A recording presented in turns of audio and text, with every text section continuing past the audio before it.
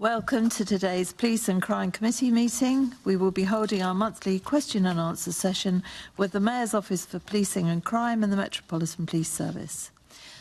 Just as a warning, at midday there will be a 1-minute silence to mark Marie Curie's National Day of Reflection. Please make sure that your electronic devices are switched to silent mode to avoid any interruptions. Can I now ask our clerk, Lauren Harvey, if any apologies have been received? Thank you, Chairman. No apologies have been received for today's meeting. Good, thank you. Can I ask the committee to note the recommendations set out at item 2 and ask if any members have any other interests to declare? No, thank you. Can we confirm the minutes of the meeting held on the 23rd of February 2022 to be signed by me as a correct record? Thank you. Can we note the completed and ongoing actions arising from previous meetings of committee and the additional correspondence received? Noted. Thank you. Can we note the recent actions taken by me as chairman under delegated authority following consultation with party group lead members, namely to agree the committee's report of violent crime in London Part 2 and the committee's letter to the Independent Office of Police Conduct? Thank you. We now move on to our main item of business, the question and answer session with MOPAC and the Metropolitan Police Service. So I would like to welcome our guests, Sophie Linden, who is the Deputy Mayor for Policing and Crime, Louisa Rolfe, Assistant Commissioner for Met Operations, MPS, and Robin Wilkinson, OB, the Chief of Corporate Services at the MPS. Good morning, all of you. Just before we start our official questioning, obviously, lots of people want to know more about Child Q. One of my colleagues whose constituency this happened in wants to ask a couple of quick questions. The question from me, I suppose, is it normal for a school to phone the police on these instances, or would the school normally deal with this sort of thing? Thank you, Chair. I think in many ways, we're very concerned about what's happened here. The safeguarding review findings, which the Metropolitan Police were very keen to cooperate with and support fully, has identified the exceptional nature of this. But in saying that, I'm not suggesting that this is something that we shouldn't be incredibly concerned about, yes, or that it's an isolated matter. Of course, any search of children in any circumstances is something that should be, rigorously reviewed and thoroughly understood. The IOPC investigation will look in detail at the officers' actions. The safeguarding review will pick up the actions of the school and their involvement in this matter. We like our schools officers to develop close relationships working with schools to address any concerns. But of course, I think so it would be unusual for response officers to be called to a school to deal with an incident of this nature. And we would, I think the safeguarding review is very clear that safeguarding should take precedence and that partners should work together. And policing has a role in safeguarding, but that we should work together to address these matters. And first and foremost, that would normally be through schools officers who have a higher level of training in safeguarding and higher levels of awareness, but also a close relationship with schools and pupils to understand their responsibilities and how we support safeguarding in an education environment. Thank you. Can you just absolutely confirm to me that you're happy with the training of all school officers in safeguarding? Are you absolutely sure that their training is as it should be? So we're currently reviewing that, but officers are trained in safeguarding. But of course, training and learning is something that's not a static thing. We will be looking at what more we can do to support officers to ensure that in working in safeguarding that they understand both policing responsibilities, but how they work with other agencies effectively to safeguard children. Okay, thank you. I'm going to hand over now to Assembly Member Maima. Thank you. Thank you, Chair. I wondered, first of all, if you could just, it would be helpful to have an understanding as the report comes through about the timings and the interaction between Jim Gamble and the police in terms of how forthcoming the police were in that. And obviously my questions will be about Child Q, but we are really concerned about whether or not that something like this has happened in other BCUs or could happen. And so I just wanted to just first of all ask you whether or not what you're doing to work with the Central East BCU in particular to make sure that the recommendations from the report are fully acknowledged and accepted. And we can't get away from the fact that this was, in my opinion at least, definitely a racialised incident. I think that is a real concern, not just to black residents of Hackney, but to black Londoners as a whole, and actually the whole of London. People were rightly disgusted and appalled by what happened.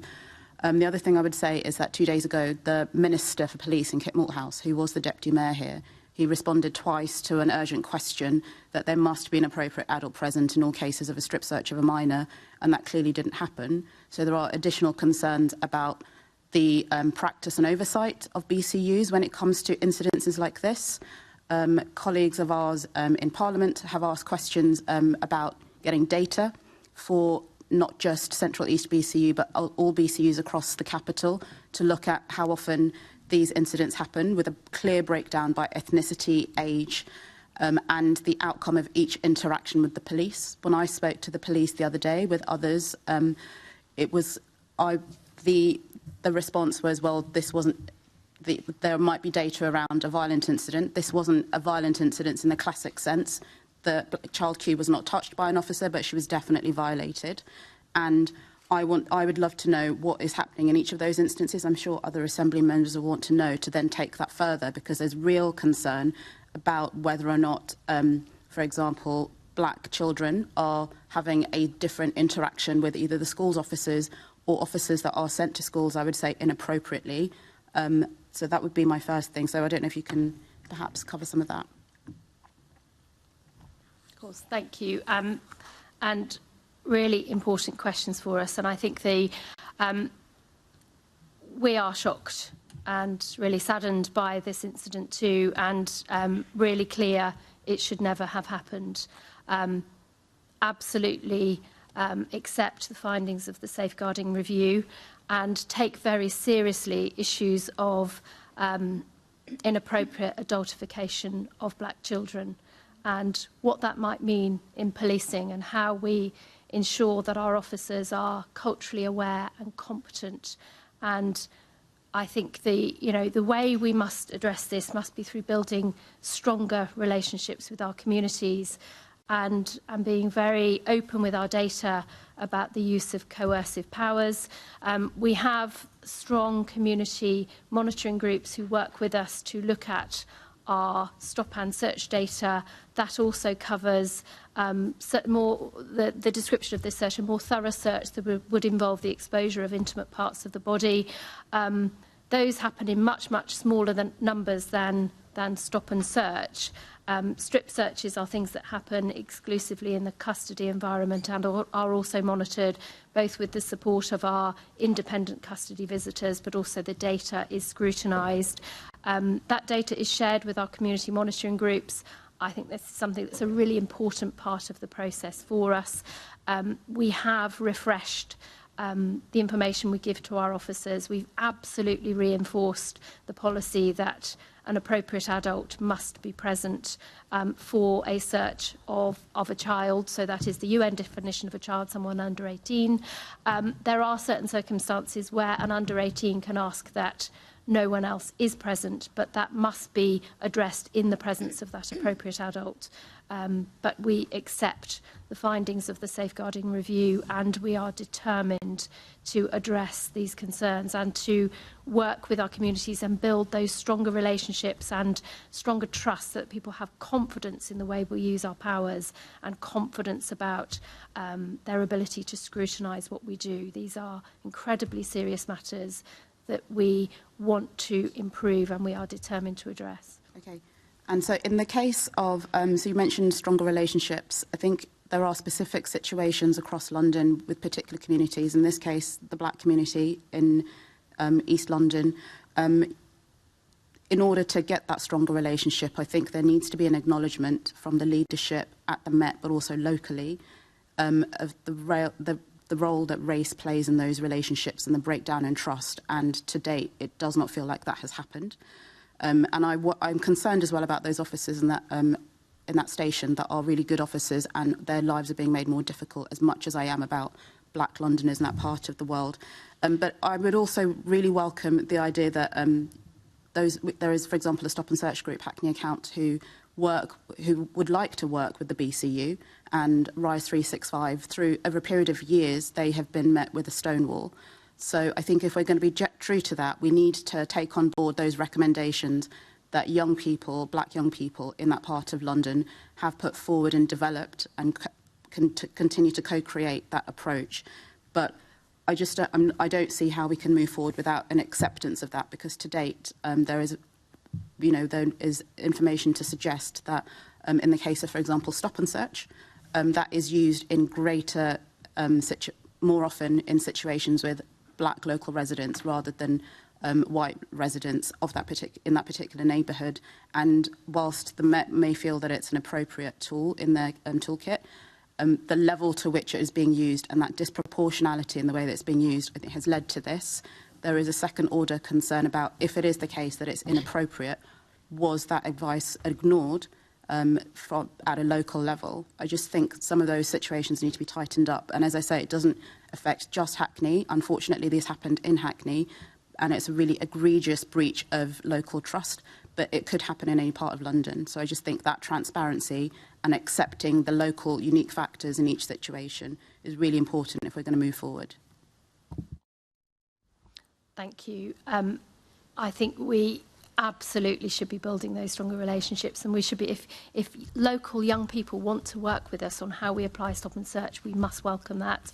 We must. I love the idea of co-creation with them. I know from speaking to my colleague Nick Fgrave, who leads on frontline policing, that his determination to work with the communities of Hackney, but also our Black communities across London, to address issues of trust and build those really close relationships that ensure that, and I'm really grateful for your acknowledgement of the officers and the impact this has on them. But today is not, this is not about the impact on officers. We know that, but I the last thing I want to appear is defensive in any way here, because we fully accept the findings of the safeguarding review and we absolutely want to improve, and we really want to work with Londoners, particularly our communities affected, in improving how we do this. So thank you, and anything you can do in helping us build those relationships, I'd be really grateful for. But okay, I do have lots of questions, but I will write to you, I think. So it's not yes, and I feel sure we'll come back to this. But thank you, and thank you for your acceptance on this. Obviously, there's very strong feelings.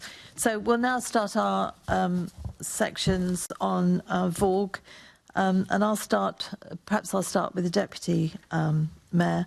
What can the Met do better to make women and girls safe in London, and what more is needed? Thanks a lot. I think there's a number of things, isn't there, that the Met are already doing and are building on what they're doing that can help women and girls feel safer in London. But I would just put it into the context, and we've all got responsibility around this, and the Met has its own particular responsibility around policing, clearly, and the use of its powers, improving trust and confidence of women post the awful case of Sarah Everard, and really making sure that the investigations into sexual assault, domestic abuse, rape, female genital mutilation are much better and improve, and the detections improve. And I'm sure Louisa will want to spell out what is in the Met's Violence Against Women and Girls Action Plan. But one of the things I do think we should all be, and I know we're all aware of, is that it is not solely the responsibility or the ability of the police to deliver for London, for women and girls in London, that there has to be societal changes. And that's, that's a role for ourselves in MOPAC in leading that, and it's a role for City Hall, but it's a role for every single part of the public sector to really think about, are they playing their part in making women and girls in London safer.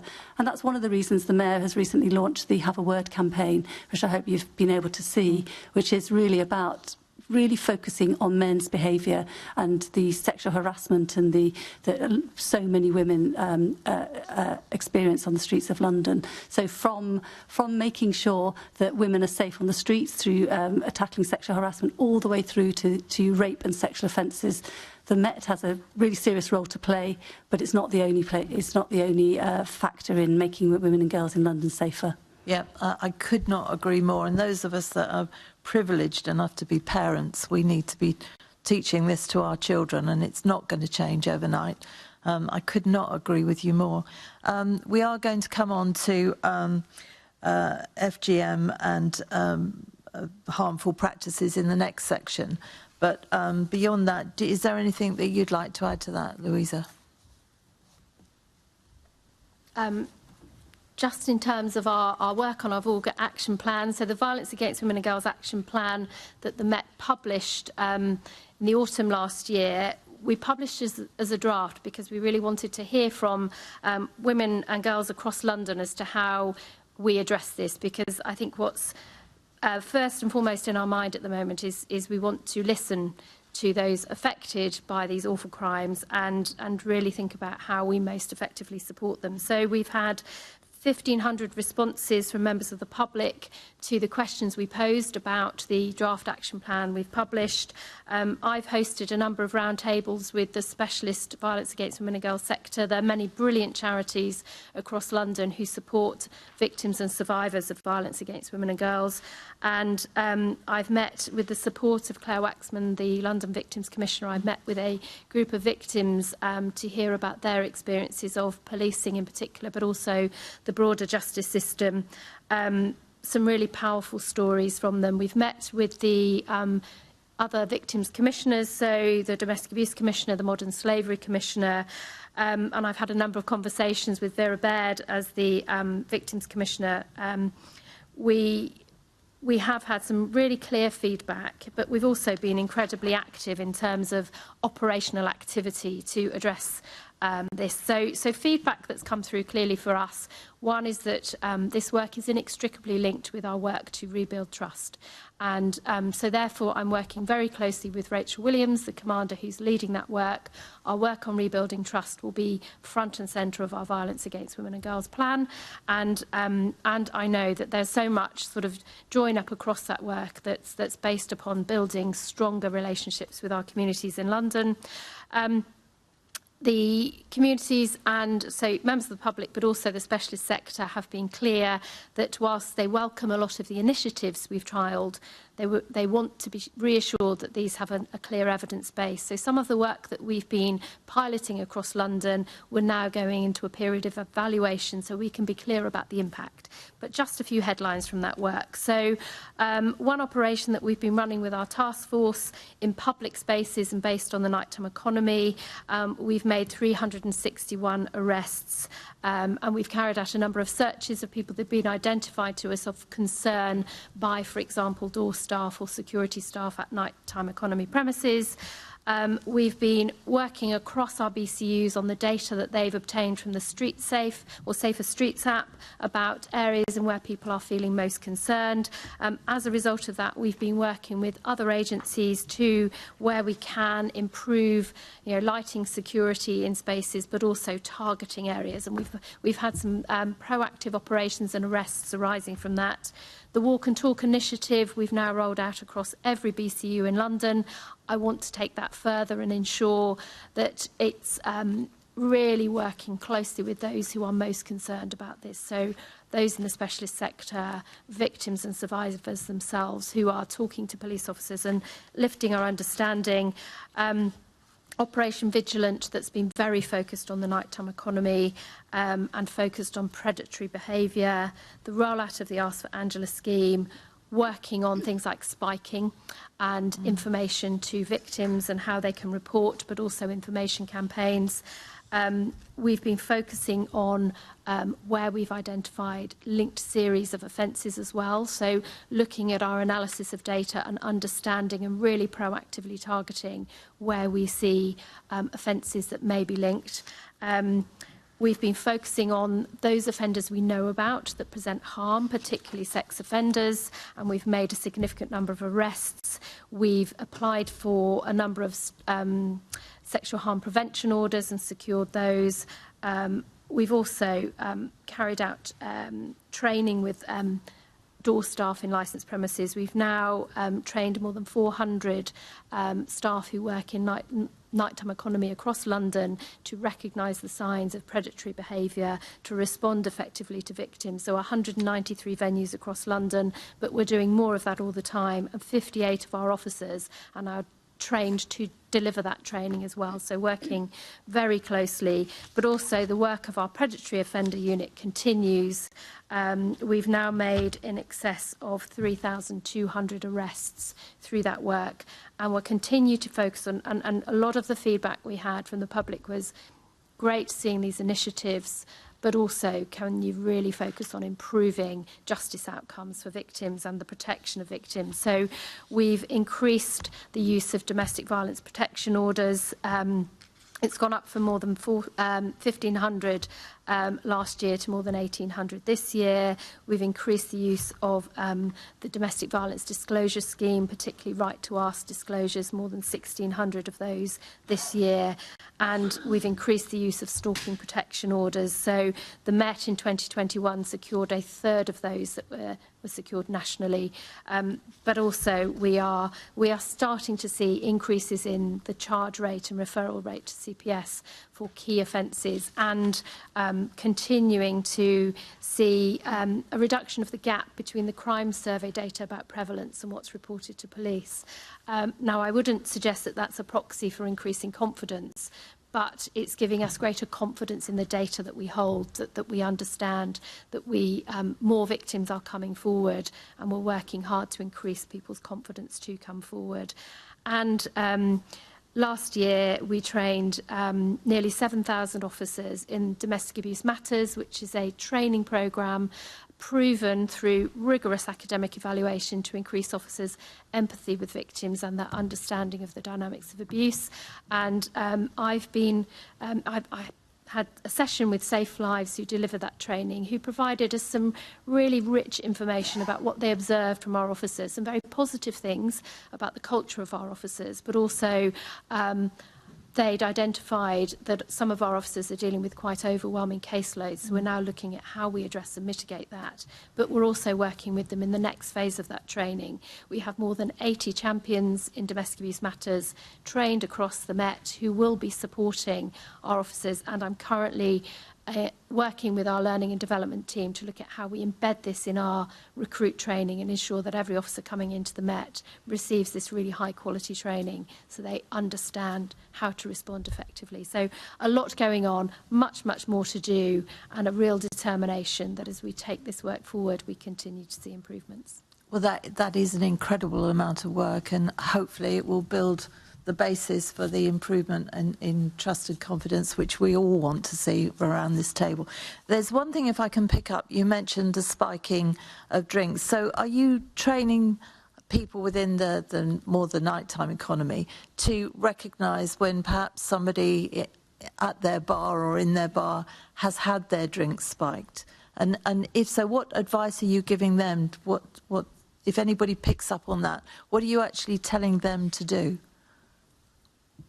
So our WAVE training will address all kinds of predatory behaviour or violence against women and girls in a nighttime economy premises, so licensed premises, pubs and clubs, where we will work with staff about how, one, to identify the signs of predatory behaviour. Also, as part of the Ask for Angela scheme, if somebody comes forward seeking help, to identify that, but also for them to be very mindful that if they see, for example, a young woman who appears to be, suffering under the influence of alcohol or drugs, to not assume that this is, just somebody who's drunk too much, but to always consider whether they might have been a victim of a drink being spiked. So to seek medical support and assistance, to contact police if they have concerns.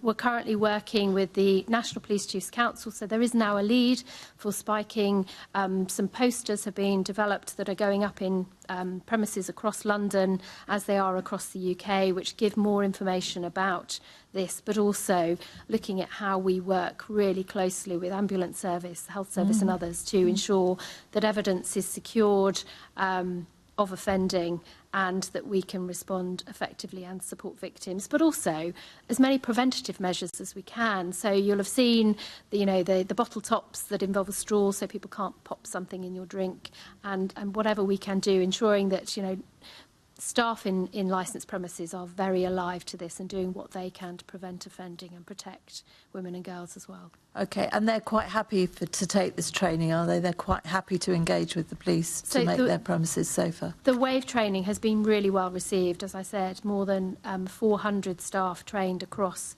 premises in London, more than 193 premises so far, and more keen to do it. Good. Well, that's good news. Thank you. Just very quickly come in on the back of something that Louisa raised.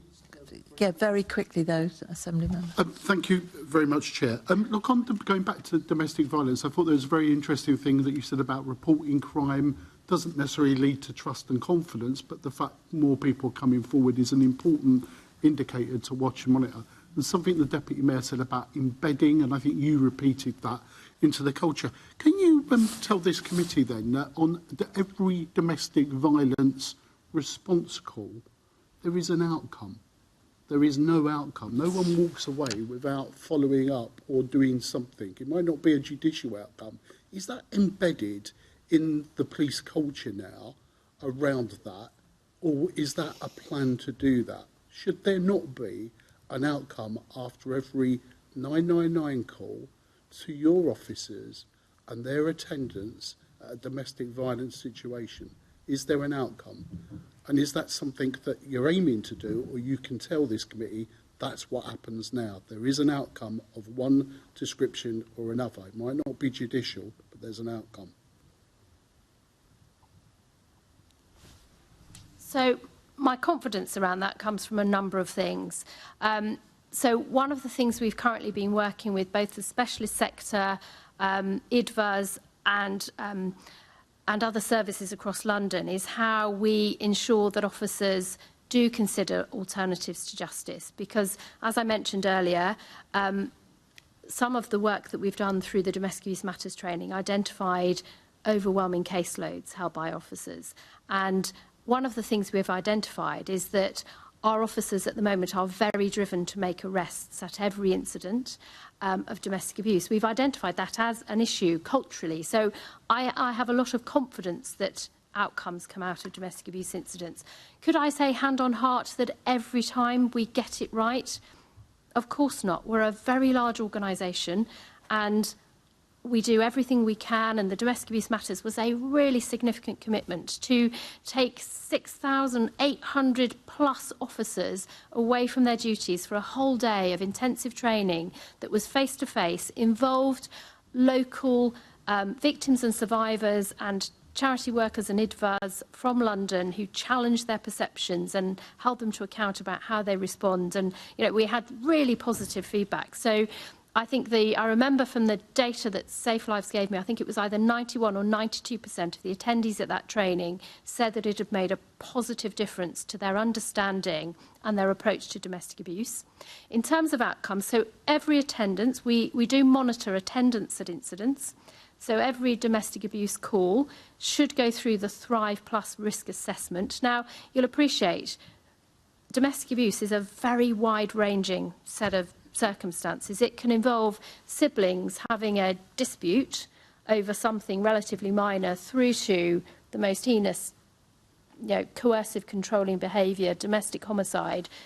So there might be decisions about if somebody phoned and said, I just want to tell you that my brother and I fell out 6 months ago about a financial matter, you might not dispatch an officer immediately, but you would think about how we would respond.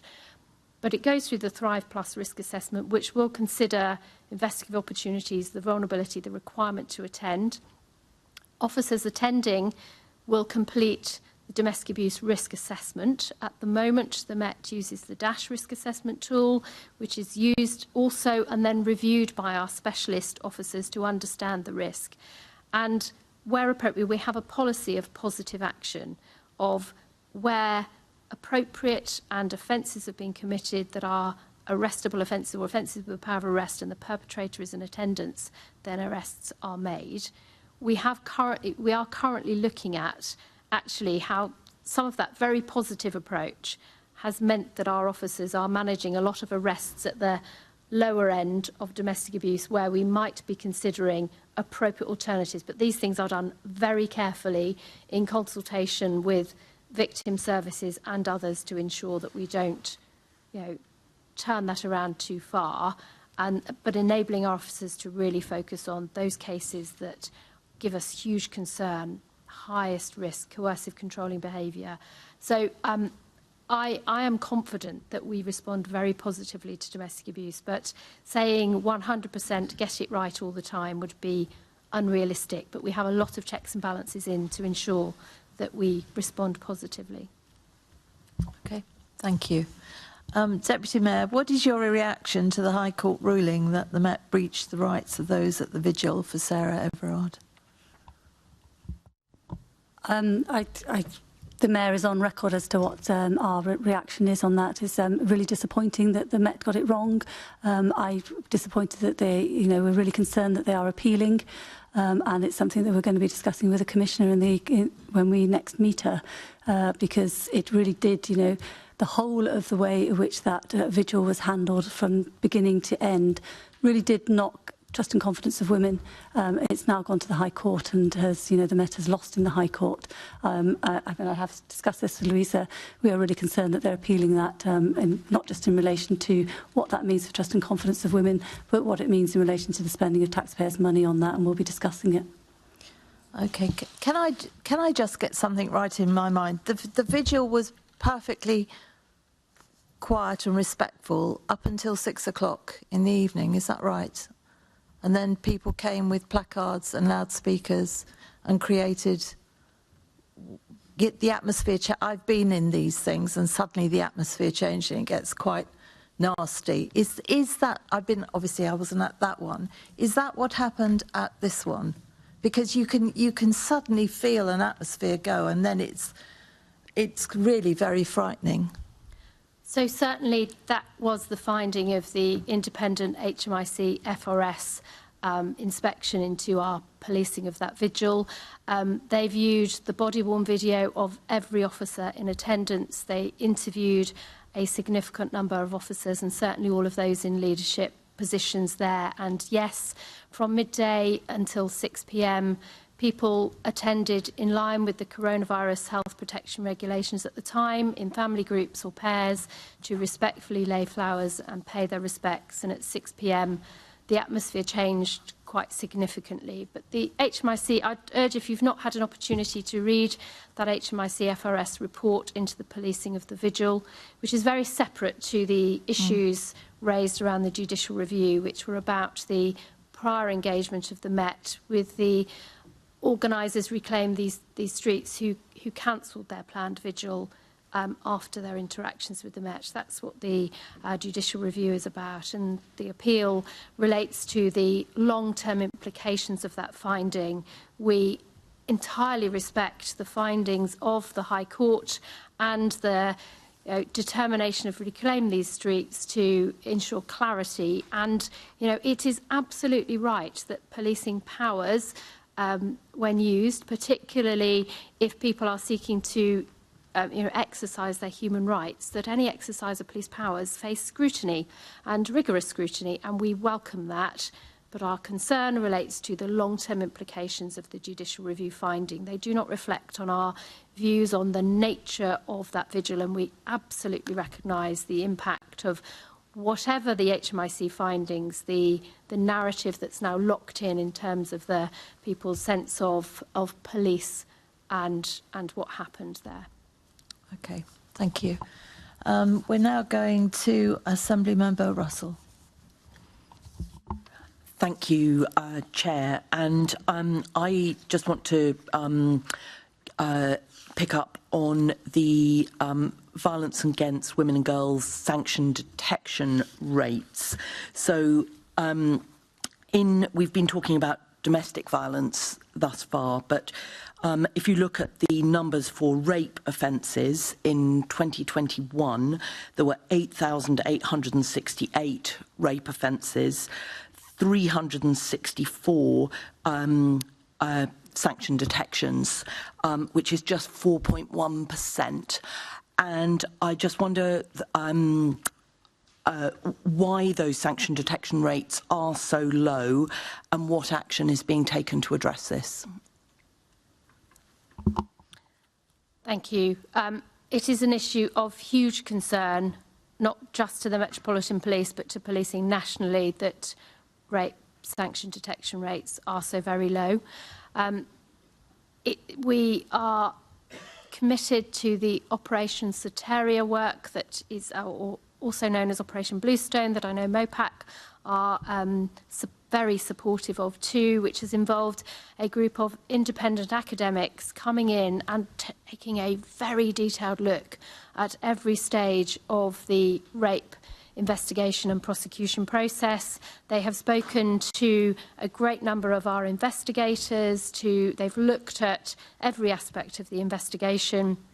And we've heard some of the initial feedback from them and have put some changes in place already. I speak regularly to Chief Constable Sarah Crew, who is the national lead for rape and sexual offences.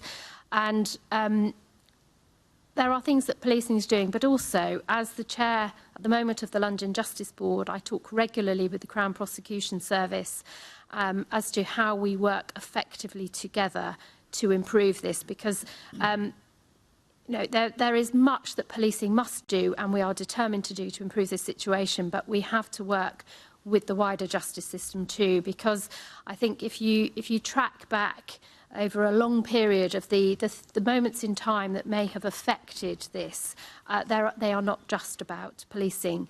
I think there are. We've also invested a significant amount in our digital forensic capability to ensure that we can most effectively support those investigations, minimise any impact upon victims, and we are really clear in our approach to, for example, examining a victim's phone, that it will only be where absolutely necessary and to the extent necessary to ensure that we address the requirements of the justice system. So, for example, you'll be aware of the R.V. Allen case from many years ago that really did have an impact on rape investigation approach, where a victim's phone, defence were able to successfully argue that a victim's phone had not been sufficiently examined, and therefore the failure to do so had undermined the prosecution case. So we are really clear about the investment we've made, more than £11 million in digital forensics capability to improve that, and we are already seeing that 4.9% rate is improving. It's on an improving trajectory, and it's improving every day at the moment. We are looking at how we effectively support our investigators.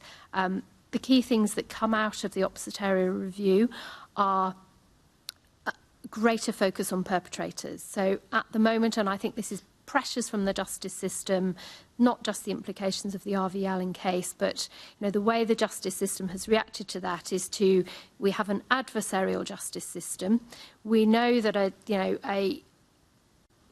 our detection rate is not universal across rape. So our detection rate for offences involving a stranger attack are much higher than they are for where there is a relationship of sorts between. Now, that might be, a new acquaintance met for the first time that day.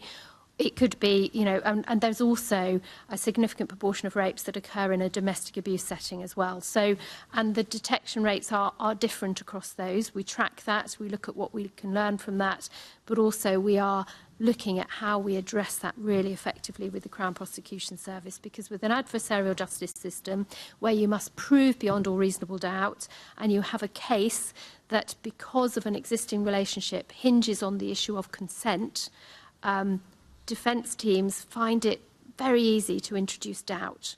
And we are working incredibly hard to ensure that more victims have their opportunity to have their case heard, but also that we have a trauma-informed approach, not just in policing, but with the justice system, because rape is an awful crime that's incredibly traumatic, and for the justice approach to, add to that trauma is absolutely not where we want to be. So a lot of work to address that. So more focus on perpetrators, less about ensuring that we intrusively look at victims to make the case stronger, really focus on perpetrators, because there are some opportunities there.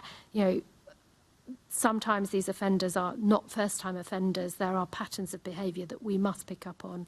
A more procedurally just approach to victims. So absolutely explaining what we're doing at every stage of the process, but also working with victim services, the rape action plan that MOPAC have led on with Claire Waxman as well, being really clear about how we work with the Victims Commissioner to understand and ensure the voice of victims is at the heart of this work. And finally, addressing the well-being of our officers dealing with these cases, because it's absolutely clear that the officers who work tirelessly to address and investigate rape are also exposed to trauma on a regular basis. They are dealing with high caseloads, but they're also dealing with some of the most traumatic incidents every day, and we have to look after them to ensure that they don't become jaded or that their empathy is affected. We've got to do that. So lots of work underway. I'm really optimistic that we'll see some improvements as we go forward with this work. Thank you. And that's really helpful to have such a sort of wide description of what's going on. I mean, obviously, there are still people who report rape or domestic violence and have a bad experience with the particular officer that they happen to be reporting to. And so I'm wondering what you are doing to ensure that, and I really appreciate everything you've said about the officers who are working to deliver well and to be empathetic and to make sure that, you know, this whole piece of work around reporting of rape and reporting of domestic violence is done effectively and well, and with a victim-focused approach. But there are still some officers who probably shouldn't even be in the Met. And so what are you doing to ensure that any perpetrators of VAUG themselves have no place in the Met? So, as police officers, we have extraordinary powers, and therefore we must be exemplars in this space. You know, we should have zero tolerance for abuse of our position, abuse of our authority, and working, we've invested more officers in our Directorate of Professional Standards to investigate this work. I talked just now about the Domestic Abuse Matters training. We're currently investing in training those new officers in those teams in that training as well, so that they are not only experts in the complexity of police regulations and the misconduct procedures, but they also have a really good understanding of abuse and all those principles that we talked about in improving rape investigation would apply in this space. So looking at the perpetrator, absolutely understanding the history of behaviour, but there's so much going on across the Met at the moment to ensure that our supervisors are confident to challenge poor behaviour. The rollout of our Leading for London Inclusive Leadership programme was very focused on having challenging conversations, so identifying and addressing poor behaviour and challenging it before it becomes a matter of great concern, but also our work around improving vetting, our work to ensure that, and our learning from previous investigations as well. So ensuring that we understand what might be the circumstances that would lead to opportunities for this behaviour, exploring how we use technology more effectively to audit the use of our systems, to identify people who might behave in the wrong way. And it is a sad fact that a small number of people may be attracted to policing for the very wrong reasons, and we have to root them out. We have to, use the systems and processes we have, but make sure those are robust. So our Rebuilding Trust plan is really focusing on that, to learn the lessons of cases and to make change appropriately.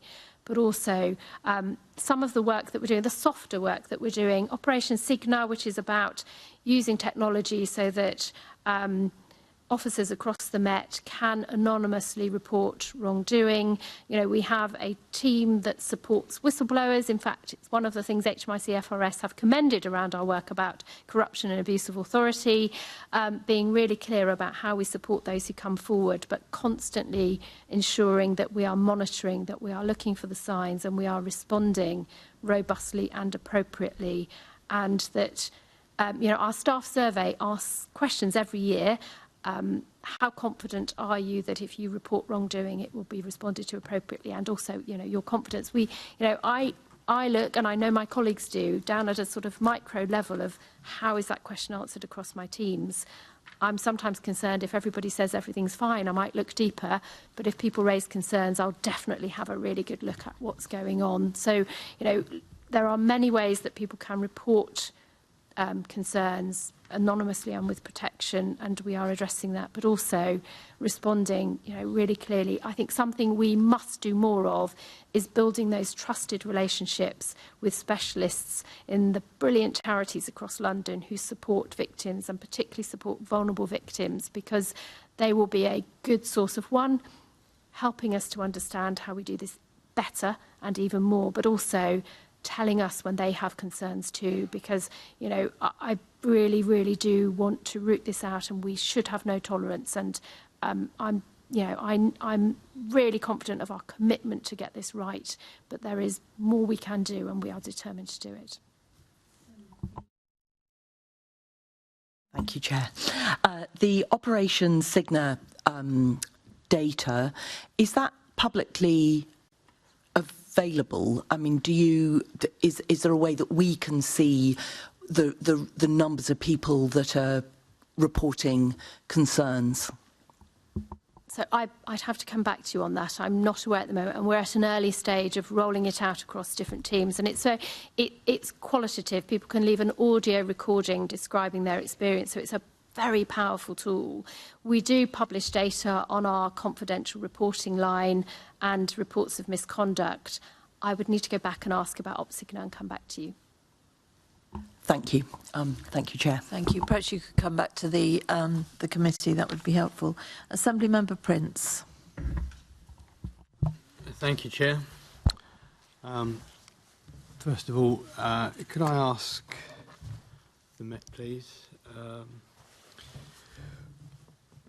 How has the Met reached out to communities and partners to hear feedback on its VAWG action plan, including engagement on local basic command units, and what feedback has it received, and how will this be reflected in the final plan? Louisa. Thank you. So we've done a number of things. We've hosted a number of roundtables with charities and the specialist violence against women and girls sector, many of whom are based in London and across London. So a mix of charities that have a national remit but based in London, but also some that are very focused in and based in London communities. And those sessions were a number of hours long, where they were able to ask me a lot of questions, but set out very clearly. I wrote to all of those charities too, and a number of individuals. I think I wrote to certainly, I've lost track of how many letters I've written to people with the details of how to look at our plan and provide some feedback. And I know some members here have provided some incredibly constructive and helpful feedback. We had over 1,500 responses from members of the public to our consultation, and we have a public question and answer session set up over the next week or so. We did write to some of the relevant parliamentary committees, such as HASC and the Equalities Committee, and each of the basic command units across London has used opportunities between November and February to speak to local communities about, and we've asked each BCU to specifically seek feedback on the plan, but also we've kept a note of the things that have come out, for example, out of the walk and talk events that we've run, and those are, and also MOPAC with their VORG board and their Victims' Voice Forum have been incredibly helpful in helping us with feedback on our plan. So key themes that came out of that feedback: one, we must address the rebuilding trust work. So for victims to be reassured about coming forward, they want to hear and see about the work we're doing to rebuild trust and to build relationships. So that we've made that front and centre of the latest version of the plan that we're due to publish later this month. A real desire for us to show continuous improvement in our justice work around violence against women and girls, so for victims to see that justice is being served and that outcomes are improving.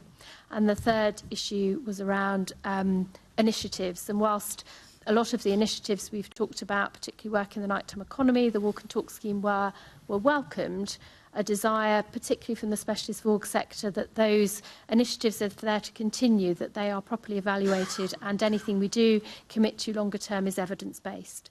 So all of those initiatives are currently undergoing an evaluation, and we would look to then be confident taking them forward. Thank you. As you probably know, every borough except for one has got a Safer Neighbourhood Board who was set up by MOPAC to engage with the local communities. How many Safer Neighbourhood Boards have you engaged with?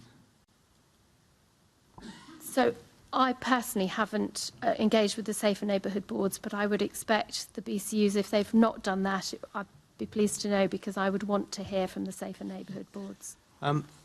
Sophie, you're obviously head of MOPAC and in charge of Safer Neighbourhood Boards. How many Safer Neighbourhood Boards have you engaged with on this issue? We're out to consultation at the moment in developing the violence against women and girls strategy. So we've gone out to all our stakeholders, and I'm sure we will have gone out to Safer Neighbourhood Boards as part of that process. I can come back to you on exactly who we've talked to in developing that strategy. Yeah, I have it on very good advice that the Safer Neighbourhoods Boards have not been approached on this issue. Well, if that is the case, we have time to talk to them about the violence against women and girls strategy, and we'll do that. Yeah. Do you not think it's worrying that they weren't one of your first port of calls? Safer Neighbourhood Boards perform an important function. However, we have done extensive consultation with victims, with the violence against women and girls sector, with boroughs and with our partners, obviously not just the Metropolitan Police. So I think, of course, we would like to speak to the Safer Neighbourhood Boards. It's important, but I would say our consultation has been extensive and evidence-based. But aren't they supposed to be your ears and eyes on the ground, Sophie? Isn't that the whole idea of the Safer Neighbourhood Boards? Safer Neighbourhood Boards perform one function, but I've also been very clear through the Mayor's action plan on trust and confidence that actually we are reviewing the whole of our engagement structure and making sure that it is looking at it to make sure it's more diverse, more robust and more representative of the communities that they represent. So while some Safer Neighbourhood Boards are good at that, others are not. So they are not our only port of call. They are just part of the stakeholders that we will consult with and we will engage with across London. We have spent a lot of time in particularly talking to victims as to what they want to see in the violence against women and girls strategy, as well as the violence against women and girls sector, including the expert reference group, which we now support through funding to make sure that we're supporting their ability to engage and to have their voices heard in the development of policies and the development of the principles for funding. But don't the SNBs come under your umbrella, Sophie? Aren't they your responsibility? And if they're not performing, and you're right, there is a very vast difference in performance across the different SNBs. There are some very good ones and some very poor ones, and one that you let go. And also if they're not representative of the areas, is that not your fault? You've been in charge now for, 6 years? Is it not your fault that they're not representative of London? Is it not your fault that they're not performing correctly? Is it not your fault that they don't even get paid when they're promised money? So I've already said, haven't I, that we are reviewing those Safer Neighbourhood Boards because we want to ensure that they are more robust and more diverse. I can't really say more than that. We have, we accept that we need to make sure that they are more robust and more diverse. We are reviewing it. We're doing that very seriously. We've done that. We made that commitment as part of the Mayor's action plan. I can't really say more than that, can I? Apart from that, we recognise that they need to be more robust, more diverse, and consistently better at what they're doing. Well, I'm glad you've eventually picked up the ball, and of course, I hope you will be engaging with them on this particular issue because it's very important, obviously. Thank you. Thank you, Chair. Thank you. Assemblymember Desai. Thank you, Chair. Assistant Commissioner, much earlier in the session, you talked about the use of domestic violence protection orders, and you gave us a statistic which I didn't quite take, but it's also very sort of, very good and impressive stuff. But what I do want to ask you about the domestic violence protection orders, are they used consistently across the BCUs? And if not, why not? Because the information I have, unless you contradict or give me information to the contrary, is that they're used quite well in some boroughs, like Barking and Dagenham, and not so well like in some North London boroughs. I think you're correct, but I would need to go and check that the picture is not quite as consistent as we'd like it to be. We've put a lot of effort into ensuring that officers know how to apply for, are supported in applying for domestic abuse protection orders. I think there's a history here of some officers using things like applying for restraint orders in justice proceedings. So there are many different protection orders that might be appropriate. Not all applied for by the police. Some are applied for in family court proceedings. So, for example, non-molestation orders. Restraint orders are often things that you might, when pursuing a prosecution, you would ask the CPS to also apply for a restraint order. I think we've been through a process of ensuring that our officers are also considering where domestic violence protection orders would be appropriate. We are seeing pleasing increases, but there is much more work to do to ensure that these are consistently applied for across London, and it's a work in progress. Okay, well, if you can give us information in due course, not just about the use of domestic violence protection orders, but other sort of tools at your disposal, how effective they are. Yes, and I think the protection orders are something that we need to look at the whole justice system response indeed. as well, because Indeed. I know that, we take very seriously if we apply for an order, that particularly for the more serious offences like stalking and harassment, if we're very concerned about coercive controlling behaviour, high-risk perpetrators, if we apply for an order, we also need to be confident that if somebody breaches that order and we put them before the courts, that there is an appropriate sanction. So we're doing a lot of work at the moment at not just understanding how we apply for them. I know that across London, every day, our BCUs are focused on those that we are aware of who've breached an order. They will be absolutely focused on hunting down those individuals and ensuring that we put them before the courts. But we need to be satisfied as well that we get the right outcome when we do that, because otherwise it becomes a futile exercise. So a lot of work underway at the moment, but very happy to share with you our data about the use of protective orders. Indeed, and I'll finish on this note, Chair. I mentioned Buck and Dagenham. I think what I would be interested is that Buck, the BCU, there is also Redbridge and Havering, and so it would be good to see to what extent these orders are used in the other two boroughs that are part of the same BCU. Okay, thank you for that. Assemblymember Pigeon. Thank you. Assistant Commissioner, I heard your answer to my colleague about engaging with different groups about your VORG action plan. And I responded to your action plan, and you assured me you were really improving engagement with women's groups, particularly those representing and advocating black and ethnic minority women. So can you actually give us some specific groups that you've met with? You talked about roundtables, national and London charities. Well, which ones? Who have you actually engaged with, so we can understand how that work's being taken forward? Yes, so in our roundtable, and forgive me because I don't have a list to hand, and there were numerous groups invited, but I believe, and certainly invited, and I think attended those consultations were Southall Black Sisters, Sister Space, Ending Violence Against Women, and the Latin American Women's Association. I'm sure I've forgotten some as well, and I'm sure there are many more across London that we should be engaging with. And one of the pieces of work we're determined to take forward as the plan develops is that, I would like every violence against women and girls organisation across London to have a strong and trusting relationship with not only local officers but specialist officers across the Met, so that any concerns they have about our response any concerns they have about victims, that they can come to us quickly. And it certainly struck me that at the moment, some of those relationships are limited to quite senior contact, and we need to do more to build those relationships. There are some brilliant, on the ground working relationships across London, but we'd like to do more, and certainly very happy to provide you a list of those we invited and those who participated in that work. Yeah, that would be helpful, and to, as you say, build that relationship and continue that is going to be so important as part of this work. Another really important area is around digital forensics, something we have talked about numerous times at this committee.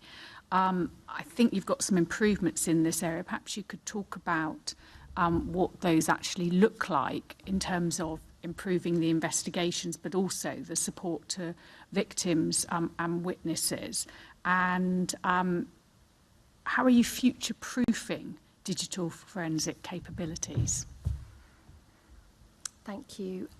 So a number of things. I've already mentioned our investment in digital forensics of £11.6 million in revenue funding and £2 million in capital funding to increase both the numbers of specialist staff, to introduce new technical capabilities and increase the number of what we call digital hubs. So based locally across our BCUs. This is part of an 18 to 24 month improvement plan. We've increased the number of self-service kiosks that officers can use to download digital technology from 96 to 120 across the Met. And from next month, we will be having, we'll have technology that can actually be deployed to the scene of an incident, so not just the kiosks based in our stations, and officers trained to use that technology as well. We've looked at, we've learned as we've gone along, and we've improved the workflow so that we can selectively target, information that's required, so actually improving the downloads from telephones in a very targeted way. That means it's quicker, and I've talked about earlier reducing the impact on victims, and we've introduced digital media investigators and also local subject matter experts to support investigators. So in terms of the kiosks across the Met, 3,000 officers are now trained in using those kiosks. This is something we constantly monitor, though, because we've noticed that some of those officers have not used the kiosks over the last year. So we monitor the active users, and we look at how we ensure that that training is targeted on those who are going to use the technology. And if they're not, but we've also identified that if these things are used infrequently, then skills will fade. So we've invested in the subject matter experts and having our forensic experts based at the hubs to support investigators. So we're not reliant on sort of training officers who then might not use those skills enough to embed that knowledge and understanding. So, an awful lot going on in that work, and real focus on reducing backlogs on examination of devices, etc.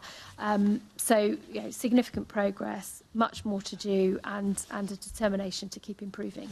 And how many digital hubs are there across the BCUs? Oh, so do I have that data here? I'm afraid I don't think I have it to hand in my briefing, or I'm word blind and not seeing it. Don't but worry. I will come back to you. Perhaps we could have that information. You've told us about kiosks, but I'm concerned that though they're essential, they don't necessarily retrieve all relevant information. They won't find deleted messages and all those other sorts of items which may well be crucial. Is that what the 11.8 million is being spent on, or are you spending some of that money on access to more robust digital forensics where devices go off to specialist labs?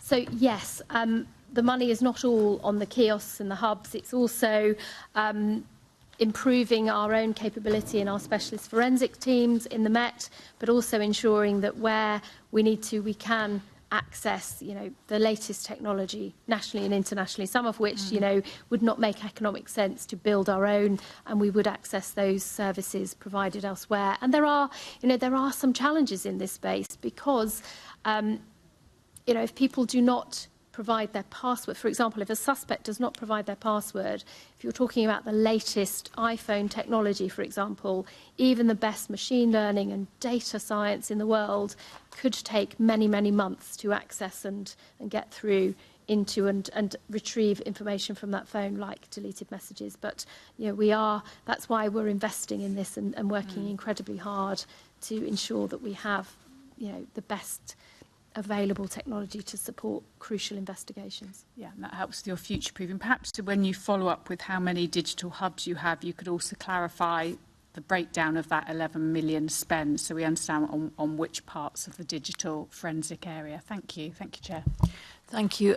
Colleagues and guests, we've got 6 questions and we're not through the first one and we've been over an hour. So can I ask all of us to pick up pace, please? Assemblymember Devonish. Well, I'll pick up pace, Chair. Assistant Commissioner, in 2020, the digital forensics average monthly turnaround time ranged from 44 to 96 days.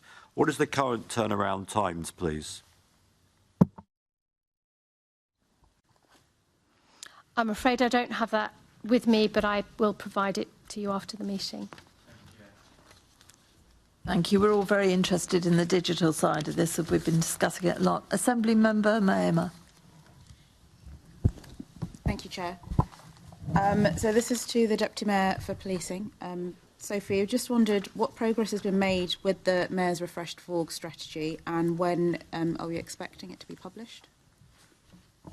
Thanks a lot. As I said, touched on, we are in the process of consulting, and we've done a lot of consultation with the Violence Against Women and Girls sector, expert reference groups, victims' voices, boroughs and partners around what should be in the Violence Against Women and Girls sector, what needs to be sort of built on and what needs to be focused on. I'm hoping that we'll be able to publish that in the next few weeks, and so it's shortly. Sorry to be very civil service about it, but in the next few weeks we'll be publishing that.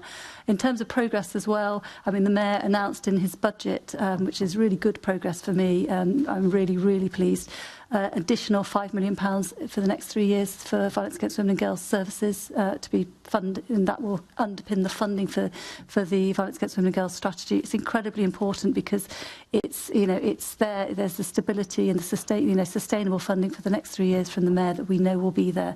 So as part of that, development of the strategy, we're looking at where that money will be, what it will be invested in. It will be from perpetrator programmes to victim support, as well as preventative work through the Violence Reduction Unit around working in schools, as well as training staff. And the Violence Reduction Unit is already planning to do this, training staff in schools so that they are able to work with young women and girls.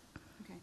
And also, there is a commitment from MOPAC. The Mayor has said that MOPAC is committed to high levels of transparency and terms of reference in previous minutes for VORG meetings should be available on the board page.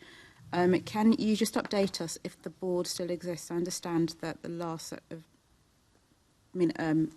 agenda was published in June 2016. Is that board still going? And can you update us on current priorities? Because obviously that's quite the gap. I will go back and check around the minutes and the agendas, because that is a complete oversight, because it has been going all the way through from 2016 till now. Violence Against Women and Girls Board indeed is still sitting. In fact, I think the last meeting was at the beginning of March, and they have been very important stakeholders to consult in relation to the Violence Against Women and Girls strategy. So they looked at the strategy at the beginning of March. So I'll have to go back and apologise that it's not been published, because it should be published, because it's absolutely there. We have looked at all our governance structures, and we have been looking at how each one of the boards can be more focused and more sort of strategically aligned. So with the Violence Against Women and Girls strategy, the Violence Against Women and Girls Board will have a really important role in holding us to account in its delivery, but also holding partners to account in its delivery. It's important, and what I've done is that we've also taken the decision provision to ensure that there is an expert reference group that sits below the Violence Against Women and Girls Board, which has representatives of a lot of the Violence Against Women and Girls sector across London. They have three representatives on the board, and they obviously consult with them as to what they want to bring into the board as well.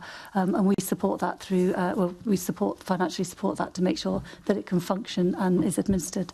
Okay. And then a question to you, Sophie, and to the Assistant Commissioner, which is that the Met Vorg Action Plan states that basic command units will engage with their local connections on the plan.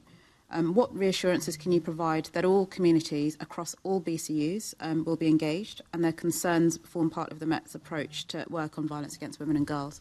And there's clearly a read across from the issue around Black Londoners in my part of London, but no doubt the rest of London.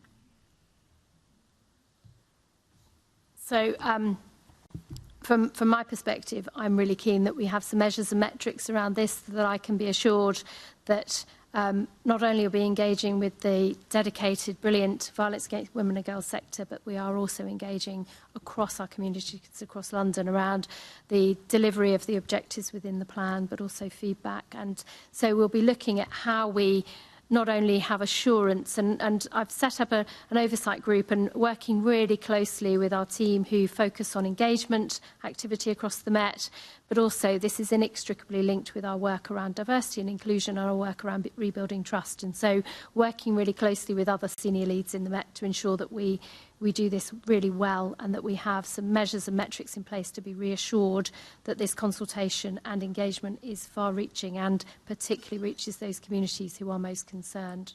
Okay. And so just to be clear, you'll be looking at that across, so performance across BCUs, yes, rather than kind of a helicopter view? Yes, I want to understand how this works at a local level. Okay. Thank you. If I might just add, it's one of the things that I've discussed with the violence against women and girls sector as to our review of community engagement mechanisms, the community monitoring groups, safe neighbourhood boards, and that we make sure that we are picking up their ability to engage with women and girls locally, and that the community monitoring groups are not just about stop and search, that actually in relation to how it impacts young black men, but also how are the use of police powers and use of force impacting women as well, and black women as well. So it's something that we're picking up through the review to think about, well, what about women and girls? That this is not just engagement per se, making sure that we can, when I talk about robust and diverse and representative, we're picking up the issues and hearing the voices of women and girls in that as well. Thank you. Sophie, can we leave it to you to make sure that those agendas, etc., are published? I'm very pleased to hear that the board is still sitting, so that's good news. Okay, thank you. Now we're on to section 2, harmful practices. Assembly Member Ahmed. Thank you, Chair. Good morning, panel. To the Deputy Mayor and the Assistant Commissioner, in what ways has the Met and MOPAC's action to tackle harmful practices in London been successful, and could you say what more needs to be done? So, Deputy Mayor, if you'd like to start. So we've done a lot of work around tackling harmful practices, both investing in services for women and girls who are victims of harmful practices, but also in relation to training those professionals who are likely to be, in contact with women, in particular, who are, have suffered from FGM, for example, and we've worked with London councils around that. We've had the Ending Harmful Practices Partnership, which has had a lot of training within it. We've had over 1,100 referrals made into that partnership, and we've made sure that there's been training. Over 600 community awareness raising sessions have been delivered through that investment and through that what's called PACT, through the Ending Harmful Practices Partnership. We've also had a campaign which was slightly the campaign around ending FGM, which was very much community-led, really looking, with community leaders and role models to talking about FGM and reaching out to communities which are vulnerable to FGM. We had 4 role models who'd been directly affected by FGM.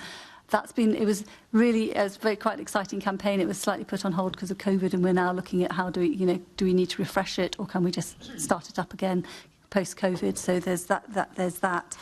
So that's where we are in terms of MOPAC and the investment from the Mayor in terms of harmful practices, training, investment in support services for women and girls, and then actually trying to change behaviour as well. Thank you.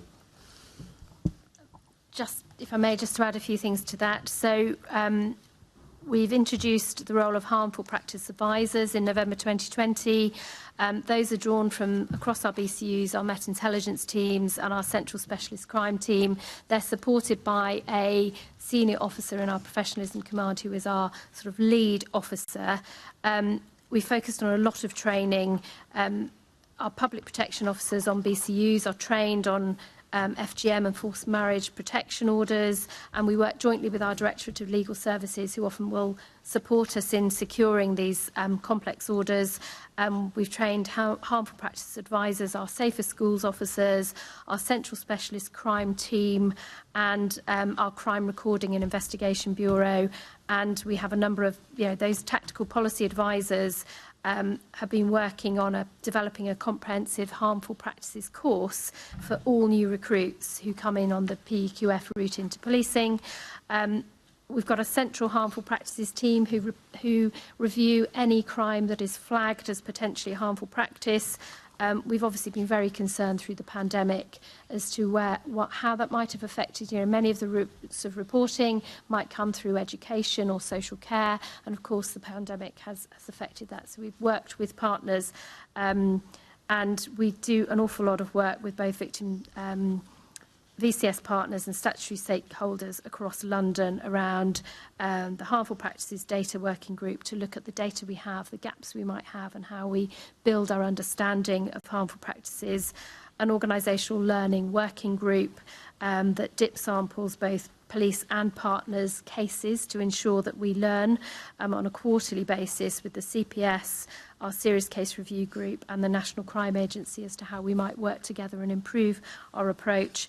And working with MOPAC on the schools charter for ending harmful practices. So a lot of activity and a lot of operational focus on this work as well. Operation Limelight in collaboration with the Border Force and the US Homeland Security. Looking at, we held a webinar for more than 200 people to support the International Day of Zero Tolerance of FGM. So lots of work going on, but obviously more we can do, and some real concerns about how the pandemic may have affected our understanding and knowledge of what's going on. Thank you. Deputy Mayor, you've touched on some of this. It's about partnerships. The Mayor's draft police and crime plan says it will work with partners to improve police response to harmful practices and support victims. Could you just unpick what that actually means, please?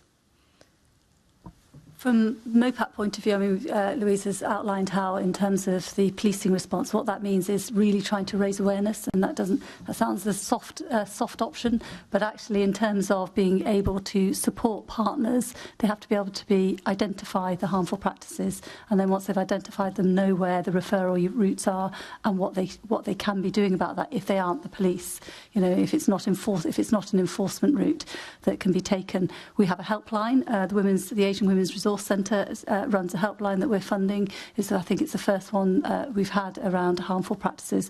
So it really is about bringing the partnerships together to make sure there is real proper understanding and training and awareness raising for the professionals and some of the voluntary sector organisations within it, so that once you've identified it, there are the appropriate pathways, whether that be for victim support or if it's for policing, whether there is enforcement action that can be taken. Okay, thank you. Again, to both of you, the detection rates and successful prosecutions for FGMs are low, and we know that that's well publicised. How is this being addressed? Assistant Commissioner, if you'd like to start. So I think that the debate as to why is probably well rehearsed. I think for us, working really closely with partners to ensure that prevention is, every opportunity to prevent is pursued, but also, to date there have been 3 prosecutions for FGM offences in London, with 1 conviction obtained in February 2019. These are incredibly difficult offences to prosecute. In that case, the mother of a 3-year-old victim was sentenced to 11 years in custody. We know there have been no prosecutions for forced marriage in London. Having worked in my previous force in the West Midlands with a team on a successful prosecution, I know how difficult that can be to obtain.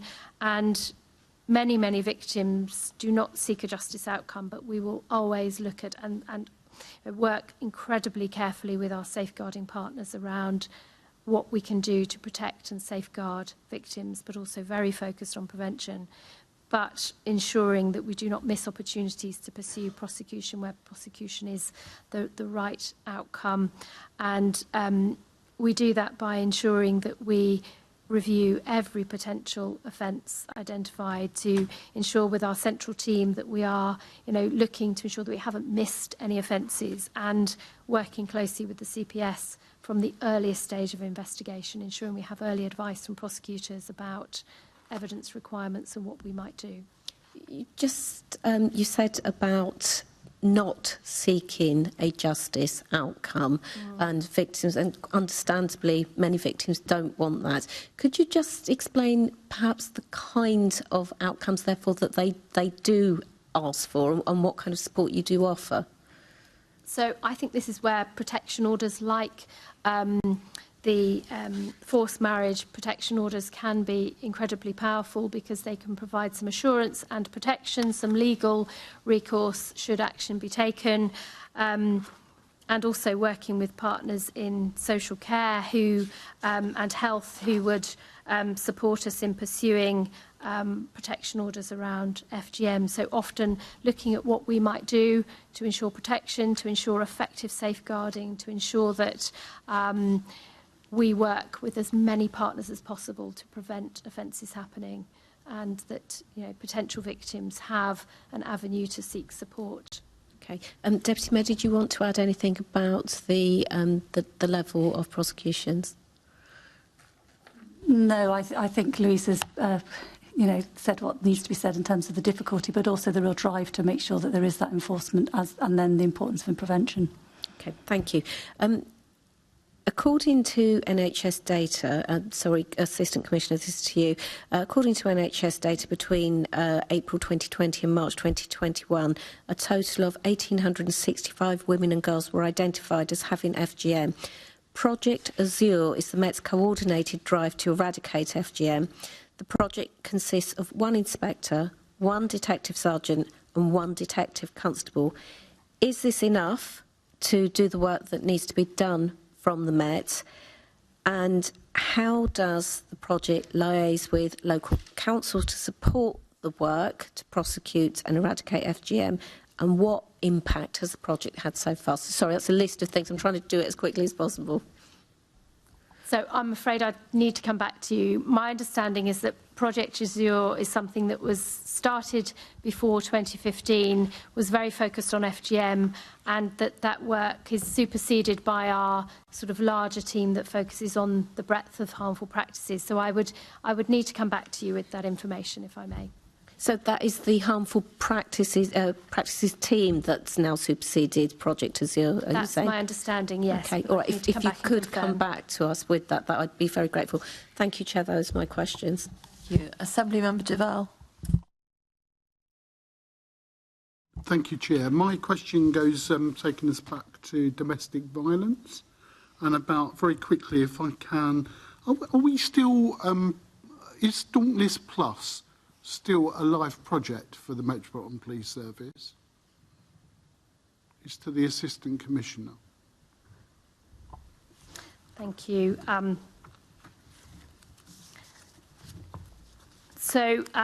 I would need to come back to you on that. So whilst I lead on our Violence Against Women and Girls Action Plan, the operational delivery of our work around domestic abuse sits with one of my colleagues. So I'll come back to you on Dauntless Plus. But isn't that worrying? Shouldn't it be part of this work as part of the overall strategy? Because I'm going to ask some other questions, which goes back to about consistency, again, which my colleague said. In all this work, if you're a woman or a young girl going into a police station, there should be some consistency about the service. So I want to go back, and I wonder if you can provide some information when you come back to this committee about whether how is every BCU handling Dauntless Plus? For those new colleagues around the table, Dauntless Plus is tackling the most 500 prolific offenders of domestic abuse. I kid you not, it's a high threshold to be on this list. You have to have committed crimes in 3 separate boroughs to get onto the list of domestic violence. So they would be people that you would be, they would have significant attention that you'd want to track down or keep up with. So can you tell us around, on that information, if you could provide back to us about what is actually going on in BCUs around Dauntless Plus and around seeing where the levels of activity and operational issues are going on against these 500 informations? When was it updated last? Has it been updated? That's why I asked whether it was live. And clearly, is it a priority for the Met in terms of prevention? Because these people clearly are not learning lessons if they're on the list, if they've committed those level of offences and that high threshold that the Met has published. Can I ask the Deputy Mayor then to describe just the performance processes that MOPAC go through in holding the Met to account around performance of the various issues from domestic violence? I think we got a good idea about FGM and some of the issues around that and the development of that. If you could just tell us what you think they are, just to describe to the committee. Are they monthly, weekly, yearly, in terms of when you in MOPAC get a chance to say, come on please, this don't look like it's working, or yes, it is working, and we give you a pat on the back and recognise good performance? That's a very fair question, Len. In terms of the oversight, I have quarterly oversight boards, which will, which are based on the quarterly performance packs, which are published, and you can have a look at them. I'm sure you do look at them yourselves. And we will pick up issues from the quarterly performance packs, and we will do deep dives. So, for example, one of the deep dives that we have done recently is victim satisfaction of, in relation to certain offences. So that will be on a quarterly basis. And then I have 6 weekly bilats with assistant commissioners where we will pick up key issues and look at performance. And I think your question about Operation Dauntless is really interesting, and your question previously around outcomes around domestic abuse is a really interesting question. And one of the things I've asked the Evidence and Insight team in MOPAC to do as a new project is to do some research and deep dive and evaluation of the Met's ability to manage sex offenders, domestic abuse offenders, and what the performance is really like in the predatory offenders units, because we've got really good figures coming out in terms of arrest. I want to know, are those arrests the right arrests? Are they the most high-risk arrests? I know a lot of them are. I've been taken through some brilliant case studies, really, really good work. But we're going to do a piece of real focused oversight on this, because that management of offenders is so important, and that's, from possible domestic abuse register to Dauntless Plus to sex offenders and domestic abuse offenders, we need to understand that. And the other part of the oversight as well, which came up in the child protection, the HMIC child protection inspection, is the management of sex offenders. I know you're asking about domestic abuse, but the Met's management of sex offenders. So that's another way through the child protection oversight group. We have oversight of that as well. Thank you. Assembly Member Desai. Thank you, Chair. Assistant Commissioner, just going back to the issue of forced marriages, how do you work with the Foreign and Commonwealth Office? Because I know there's still criticism as to what help they give to women who are actually trapped abroad in perilous situations. I mean, just a brief overview.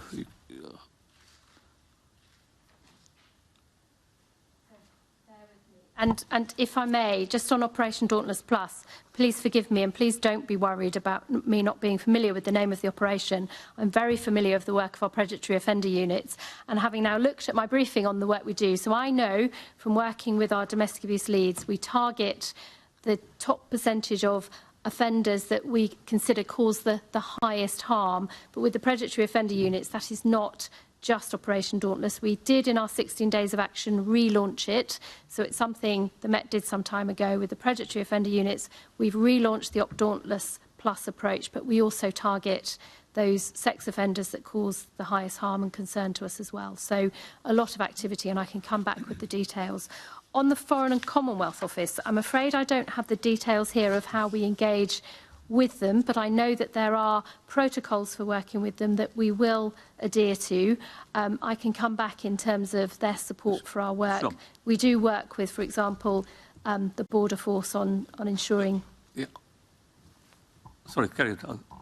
Okay, in the interest of time, let me get to the point. They're accused of being slow, not caring. They need to put much more pressure on the local police. I'm not talking about border police here. I'm talking about people trapped abroad. And, you know, girls, young girls in particular, taken on false pretenses that they're going on a holiday and end up being forced to marry and then find that they're trapped and can't get back. And the Foreign Office, more often than not, there's anecdotal evidence. I work with women's groups over the years who help such victims. The Foreign Office has been slow, not responsive, tied down in local bureaucracies. So if you could just look into this and give us an overview. And I'll just finish on this note, Chair. On the issue of so-called honor violence, I mean, are you running campaigns consistently with community groups? Because I've not seen much in that field. And personally, I'm not politically correct about such issues. I think they could be talked about openly. We could be very robust. Certainly we have full support of people like me and people around in this room. We've got to tackle this issue head on. Yeah. To reassure you, through our Harmful Practices Working Group, which is a partnership arrangement, we do work incredibly hard to raise awareness, not just across policing, but across multi-agency partners, but also with communities. Our experience is that often lands better with communities when it comes from health and social care and not necessarily policing, particularly for all the reasons we talked about earlier about people may be fearful of a justice response or not seek a justice response, and therefore for us it's really important that we do this in a multi-agency way, but with the buy-in and support of communities too. Thank you. Before I finish, I'll just say I think one conviction for FGM is just shocking. And again, it's a case of not just being down to the police. We need communities to start letting people know where it's going on so that at least the police can do something about it. We're now moving on to online VOG, and my colleague, Assemblymember Garrett, is going to start questioning. Thank you. Morning. If I could start with you, Assistant Commissioner. Obviously, I mean, we're talking about a range of offences. Obviously, it's harassment and stalking that may be carried out online or partially online. It's misogynistic or abusive messages, but it's also, unsolicited, obscene images, and also intimate images of women that are shared without their consent. And we've seen some evidence, as if hard evidence is necessary to confirm what we already know, which is that this is all quite widespread, and also that I think perhaps in common with many different forms of online abuse, the social media companies are quite poor, and women in particular seem to find that they have very low confidence that when they have any of those issues, they'll actually be dealt with. So I suppose my question is, what are you doing to sort of work with those companies, all the sort of big names in social media, to actually, A, to try to get a result, and B, to try to demonstrate that, to give people some confidence that if they have one of those kinds of problems, that actually there'll be action and not just, one of those complaints that just seems to disappear into their ether of their online complaints system? So a number of things that we're doing, and we absolutely recognise, and I think this is, not just policing experience, but certainly I found as the National Police Chiefs Council lead for domestic abuse, the prevalence of online perpetrated offending went up during the pandemic, and certainly the many brilliant charities who support victims were finding not only were victims seeking to report more through online means, but also they were reporting more online abuse.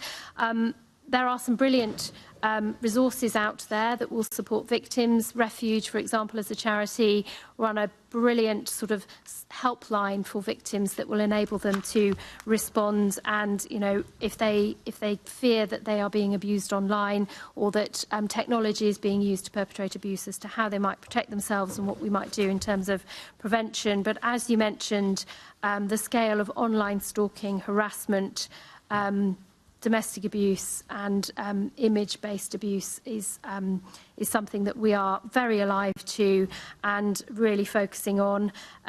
you know, harassment makes up a quarter of domestic abuse offences, and you know, we know a significant element of that will be perpetrated online, and much of this is because people live their lives online these days, and particularly younger people. So it's really important to us that, one, our officers are equipped to give people advice, that we can take action where appropriate, where, for example, if we need to get in touch. And some social media companies are responsive, incredibly responsive, some more so than others. Sometimes because, you know, their HQ may not be onshore in the UK, there can be delays for us, but we will always seek to support victims in ensuring that harmful things are taken down.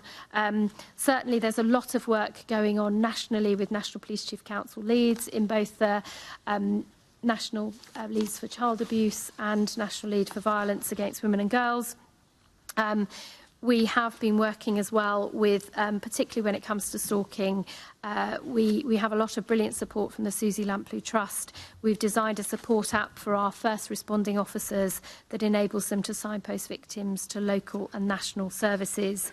But also we've been focused on cyber training for our stalking threat assessment centre officers this year to ensure that they can give the best advice on evidence collection to officers, investigating officers, but also victims. We're looking to automatically refer all stalking victims to the Susie Lamplugh Trust to ensure they get faster intervention and support, and looking at how they can help us in educating our officers about this. I know that also nationally there's some work going on across, supported by the National Cyber Security Centre and the National Fraud Intelligence Bureau, who've identified that a significant amount of fraud reports that are coming in are actually people having their social media accounts intercepted and often linked with things like abuse. So they've been working nationally with the ROCU network to develop some training products for policing that policing will look to roll out for investigating officers.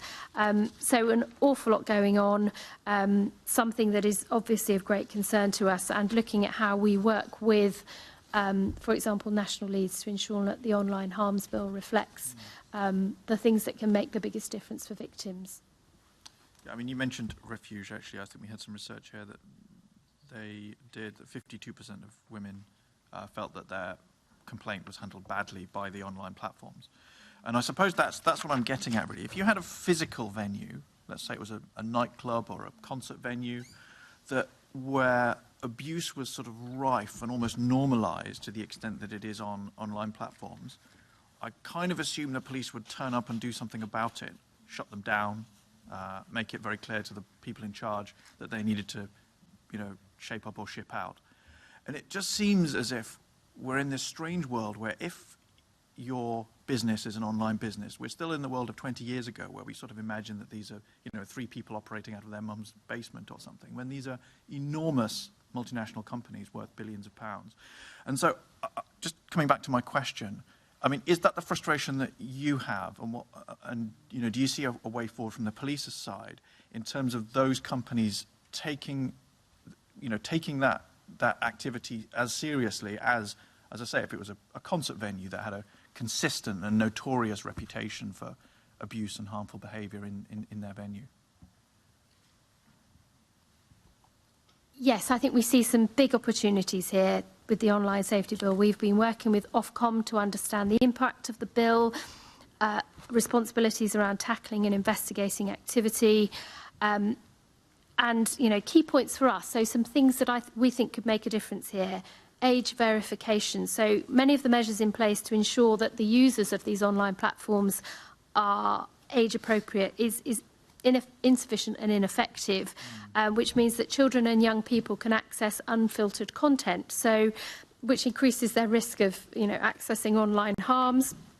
That's not just about online grooming, but also it can heighten someone's individual vulnerability and influence them, you know, the pro-anorexia content we've all heard about. So actually, if we are really sort of, you know, doing what we can to influence the tightening up of those age verification procedures.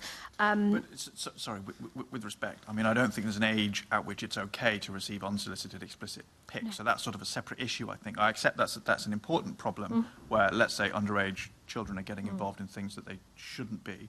Yep. But from your point of view, if a woman comes to you and said, look, I'm getting this harassment activity, I'm getting this, you know, unsolicited abuse online, and then, you know, and you're happy that it's, you know, it's at a criminal threshold, and you say, right, we're going to go to Facebook, we're going to go to Twitter, and we're going to try and get them to do something about it. Do you feel confident that something would actually happen in terms of tracking down the user who may be anonymous, in terms of actually stopping it? Because obviously what the research suggests is that people don't have very much confidence that anything will really happen. So at the moment, there are ways that we can, with many of those platforms ourselves, identify and pursue perpetrators. Of course, we would like the cooperation of those platforms to remove harmful content robustly, and timeliness is a perpetual concern for us. It can be inconsistent and there can be delays. In some cases, we don't get a response for several months, which of course for a victim facing that's really concerning. And particularly if that means that we can't identify a perpetrator. You know, we are concerned about things like end-to-end encryption. We would like reassurance that full encryption will not be introduced across these platforms, and that we still maintain that ability to identify perpetrators where necessary. But of course, we accept that some level of encryption to protect. And there is always a balance here around freedoms and privacy that, you know, is clearly very important as well. But you know, that should not compromise the protection of vulnerable people and children, in our view. You know, terrorism and child sexual abuse and exploitation are listed in the bill as priority offences. We welcome the plan to extend priority offences to include those wider threats around sexual images, revenge and extreme pornography. So that's very, very welcome. And we also welcome the Law Commission recommendation to introduce new offences focused on tackling harmful behaviour online. So I think, you know, for us, some good things coming that we would want to use effectively in protecting people. Okay, thanks. Deputy Mayor, I don't know whether there's anything you wanted to add to that. I was also going to ask you, in terms of the Mayor's new police and crime plan, how that's addressing specifically this issue of online abuse and stalking and so on. Thanks a lot. I think there's quite a job of work to be done on this, and you know, the online safety bill takes us some of the way, but not far enough in terms of women and girls and the safety. And I think your comparison and your sort of, you know, saying if it was a venue, you're absolutely right. If there was a venue like that, a physical venue where women and girls are continuing being sexually harassed, you would hope that the local authority as well as the police would start to take action, and we need that similar ability and similar levers in the online space. I don't think the online safety bill goes far enough on that. It has got some good steps in it, but actually we've got to make sure that where there's sexual harassment, and it's not just those specific issues which have been extended to, that online safety bill puts the onus of responsibility on the social media companies. There's fabulous, you know, social media can be absolutely fabulous in connecting people, you know, with the joint causes. That can also be done, you know, we all know, as you've outlined, that can be used for harmful purposes as well. I think there's been a huge amount of work with social media companies around violence, you know, gang violence, and an ability to, you know, trusted flaggers. We need that type of work to also happen for trusted flaggers and bringing down content which is actually targeting women and girls and, you know, really harmful content. In terms of the police and crime plan, we'll be publishing that really shortly. One of the things that came through from the consultation was that we needed to strengthen the work, and they wanted, Londoners in particular and organisations wanted to see more in the police and crime plan on online safety. So that's something we have picked up and we are looking at in terms of what can we do to convene tech companies to really work with them in the way that they've worked with us and the Metropolitan Police around violence, doing the same for women and girls. So we've picked that up as part of one of the strengthening that will come out because of the consultation. Okay, I think we look forward to seeing that. I think the comment I would make is, I think picking up on something that the Assistant Commissioner was saying, almost every part of people's lives now include at least some part of you know, in inverted commas, online. And so I think the point I would make is the idea of having them be separate things is probably, you know, not a future-proof way of thinking about it. I think in reality, offending type behaviour probably, you know, people, I mean, I imagine the way that criminals operate is the way that most of us operate, and they move seamlessly between, you know, the physical world and the online world. And I think if we're thinking about a strategy to deal with these types of crime, probably needs to think about it in the same way rather than be, this is what we're doing about the physical space, and then separately, here's another thing about the online space. You know, if someone is abusing or harassing an ex-partner. Yeah. Sorry, I didn't mean to cut across you. Sorry, apologies. I'm sure you're right in terms of, it is also, it's the same person that's being harassed either, if you take it as harassment online as well as physically. So absolutely, in terms of the victim's life, that needs to be seen holistically. And however, of course, I mean, I'm sure Louisa's got a much better answer than I have. I think there are specialist skills for online, and as there are specialist skills for other types of policing. So we've got to make sure that if it becomes a case where it needs some specialist skills, those specialist skills are there, and that the referral can take place. Maybe that's through STAC, Stalking Assessment Centre, or there's a hate crime hub now within the Metropolitan Police that has online specialism within it. So it's making sure there is ability to look right across the piece, but having the specialism there as well. Okay, and finally then, you touched on the online harms bill. I think one of the things the Mayor has talked about is about sort of lobbying the government. As you've said, that it goes part way. There's still some part of that's needed. So what is it exactly that you and or the Mayor are pushing for that isn't included, or that is included that isn't quite how it should be in that bill? In general, it is to make sure that women and girls have got that the measures are wide enough to incorporate the women and girls and the harassment that they experience online. We're looking at the moment in terms of what specifics we will be pushing for. I think it was only published at the beginning of March, so it's going to start wending its way through Parliament, and then we will look at specific amendments that we'll be supporting. Okay, I'll be happy to hear more about that. Thanks. You, Chair. Thank you. Assembly Member, you've dropped it. Okay. I know that our Assistant Commissioner has to go, so thank you very much for answering our questions this morning. We're now moving on to Met Police Resources. So it's you, Robin, going to be in the firing line now, as it were. Just to warn, Assembly Member Russell's going to start, but in about 30 minutes, we're going to have to stop for the 1 minute silence. So just to warn you of that. So, Assembly Member Russell.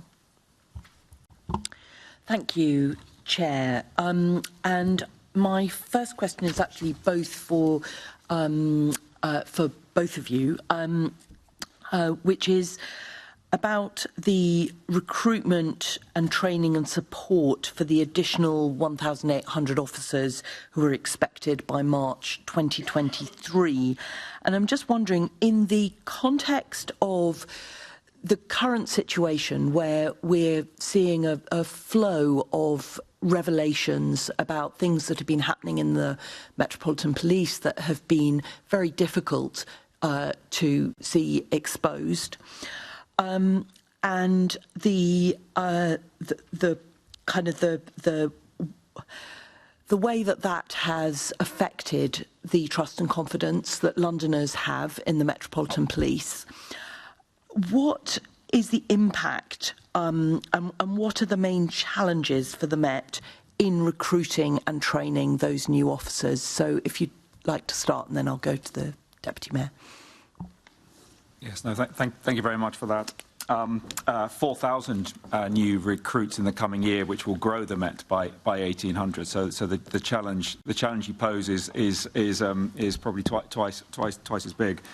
There are numerous challenges. I mean, without the current set of issues, concerns, worries, and programme to rebuild trust, onboarding 4,000 new recruits into an organisation would be a challenge, of course, in the normal course of events, and that comes on the back of 3,000 new recruits this year, 3,000 new recruits last year. So we've got an enthusiastic, talented but highly inexperienced frontline workforce. So the teams and the people, the individuals, the response officers, the neighbourhood officers who are turning up at the job, some of the jobs that we've been talking about today, some of the complexities we've been talking about today. It's those officers with 2 or 3 years service who are having to make those judgments.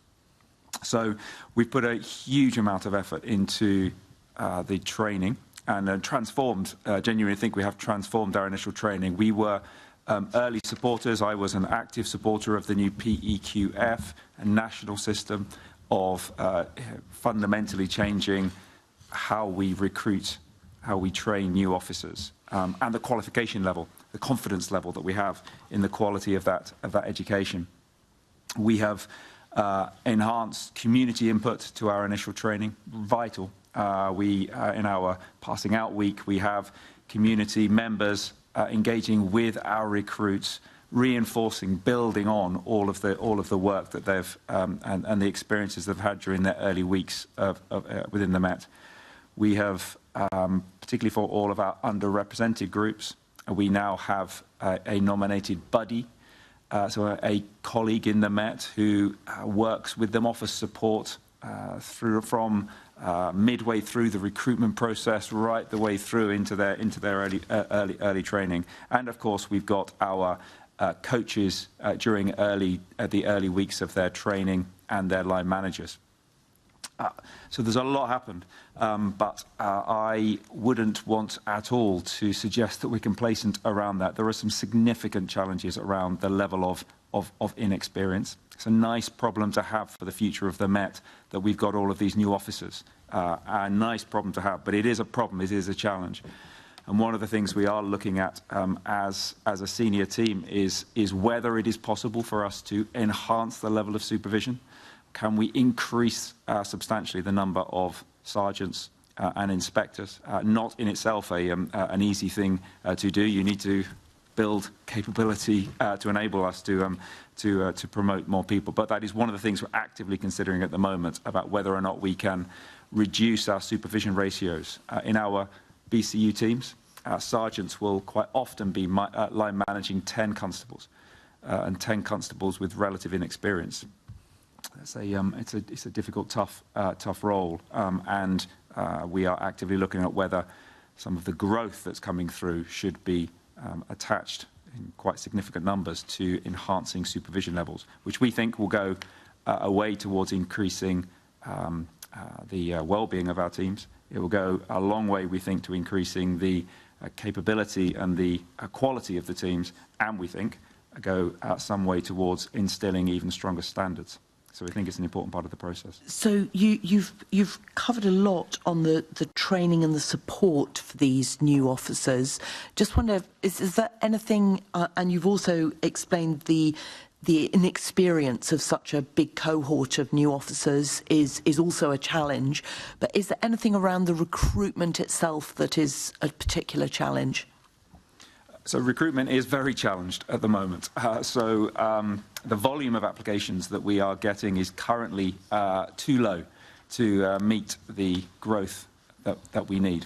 We've been highly successful for the last 3 years in, as I said, in onboarding over 9,000 new police officers into the Met.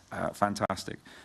As you know, we have regrettably moved away from London residency requirement because of the volume of recruits that we're having. But so far, and that policy change has only been in place for 5 or 6 weeks, but so far that policy change has not yet resulted in a substantial increase in the volume of applications that we are getting for our uniformed PC roles. So our pathways, whether that's the PCDA, the apprenticeship route, or the PC degree holders route. Those volumes are currently too low, substantially too low, less than 50% of the volume of applications that we need. Now, we don't know why yet. We don't know, is that because policing across the country is recruiting in large numbers? Are we reaching saturation levels? Or is it because of concerns around the Met as an organisation and culture and standards? Mm-hmm. We do not know yet. What we haven't seen is any adjustment in the makeup of the recruits we have. So our numbers are lower, but what we're not seeing is substantially fewer women apply. We're not seeing substantially fewer Black, Asian, mixed heritage recruits apply. So that suggests to me that it's not necessarily a cultural issue per se, because one might have expected to see those numbers, those percentages change. But we're looking at it, we're researching it, and it's a worry.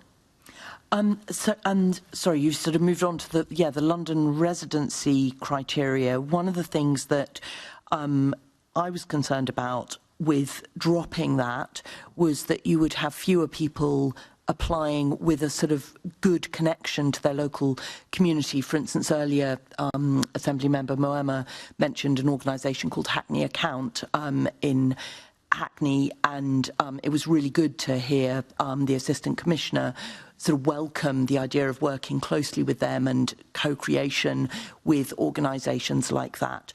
Now, if you're recruiting people who do meet the London residency requirement, you're more likely to have people who potentially have an experience of groups like Hackney Account and other groups, similar types of groups all across London.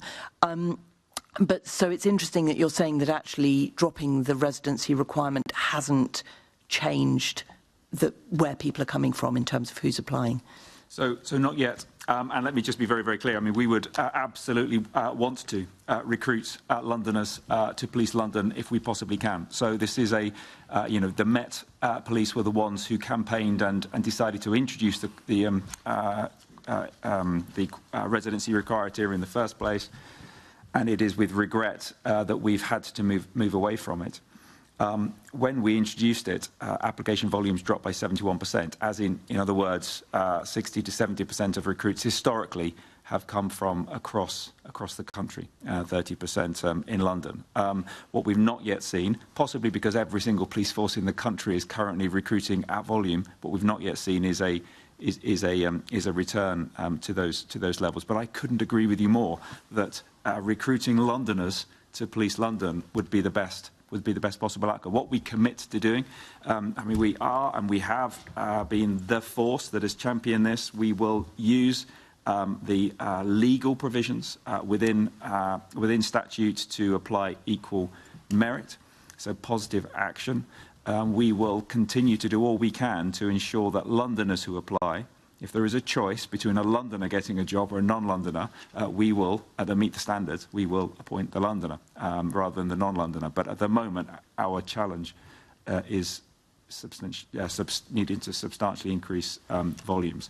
One thing that we're doing in parallel is we have got an outreach service. So what you will see on the streets of London in every single borough over the course of this year are big events where police officers are reaching out to London's communities to encourage them to join. I was with the outreach team in Newham recently, outside of Primark, where they were there for 4 days, talking to Londoners, talking to the influences of people who may consider a role in policing. It was great. There was some great interaction, great reaction from the community to that. But we are present in London communities, trying to encourage more recruits. We're present online. We're present in all the places you would expect us to see. And now, with some regret, we're present in the rest of the country as well to try and ensure that we can achieve the growth that we need to meet the challenges that we have. Thank you. I'm aware we've got 3 minutes until we're going to be going into the 1 minute silence, but Assistant Commissioner, Deputy Mayor, could you say something about the main challenges to recruitment?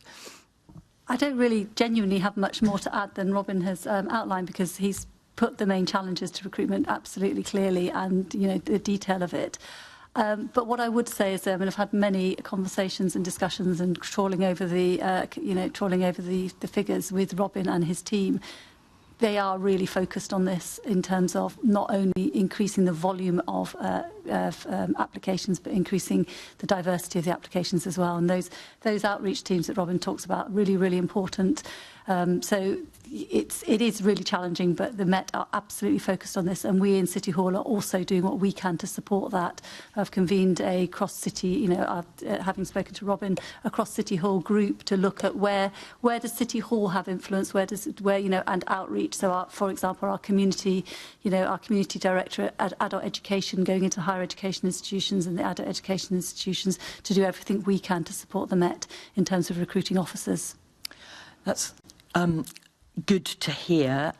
What about the mentoring and the sort of the numbers of experienced officers to be able to mentor and onboard all these new recruits?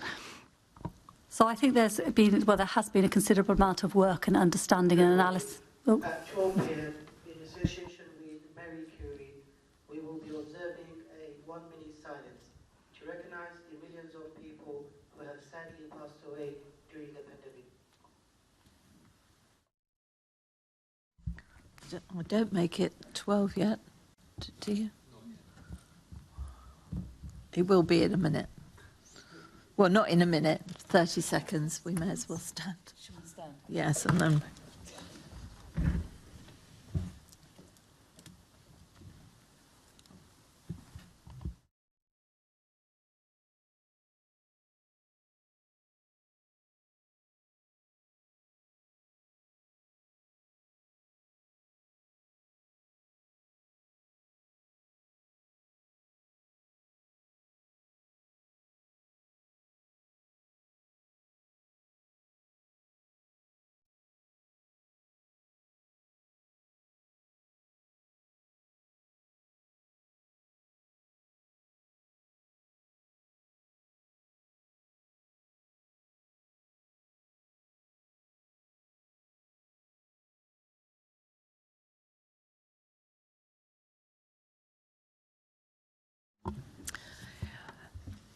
Thank you. Had you finished on the mentoring point? I just to add to what Robin said around, you know, it is a significant issue. The youngness, not necessarily in age, but in experience of a significant proportion of Metropolitan Police officers. Now, it is a real significant issue. Mentoring, better supervision, and more, you know, buddying up to make sure that people have that support to understand what is needed and to support to be, you know, the best police officers they can be is incredibly important. But it's coming back to what you also asked about training. Training is really vital here, and I'm really pleased that the community-led training that the Mayor has put over £1 million a year into is part of that training now, and it is happening. It's happening at Hendon, it's happening locally as well, to enable so you can make sure that even if, you know, officers that are coming in are not Londoners and not experienced in London, they've had that understanding and they've had that community-led training to really understand where they're policing and the communities that they're policing. Thank you. And then getting on to, and this is a question for you, Robin, in terms of the disproportionality of recruits in the Met, at the moment, the proportion of new Met recruits who are black are still well below the proportion of black Londoners that you would expect if it was a proportional recruitment. So what has the Met learned from recruitment over the last few years about the challenges arising from seeking to recruit more black officers? Thank you. So part of the answer to that, before I come on, because we've done a lot, but let me just put some context, of course. When one recruits nationally, which we are now, the population against which we're recruiting is not London's population. And that's the historic challenge that we've had in respect of the proportion of the Met's workforce who are black, Asian, mixed heritage. Because while we, broadly speaking, reflect the population of the UK, 17%, I think, is the population of the UK, black, Asian, mixed heritage, and at the moment the Met is for police officers at that, more for police staff. But of course we're substantially lower than London. That's the reason why we wanted to, one of the reasons why we wanted to hold the London residency requirement, and while it's problematic that we're not. So for example, nearly 30% of our PC recruits are where we have been holding the London residency have been black, Asian, mixed heritage. It's a lower percentage for detectives because it's been a national scheme for the last 18 months. So that's one of the inherent challenges of national recruitment. What have we tried to do? We have almost removed disproportionality from within the selection process itself. We've been utterly focused on this for a long time. They are national processes, national selection processes that we administer within the Met, and we have been doggedly determined, looking at data at every single step to work out how we can better understand, better support candidates through that process, such that if you are black, if you are white, if you are Asian, you are as likely to get through that process. And The latest data we've had has shown that we have almost removed all of that disproportionality, and that is left, we think, is probably linked to language. Where we are continuing to put a lot of effort into supporting recruits who where English isn't their first language to better secure their place through that process. Mm-hmm. So a huge amount in terms of the process itself.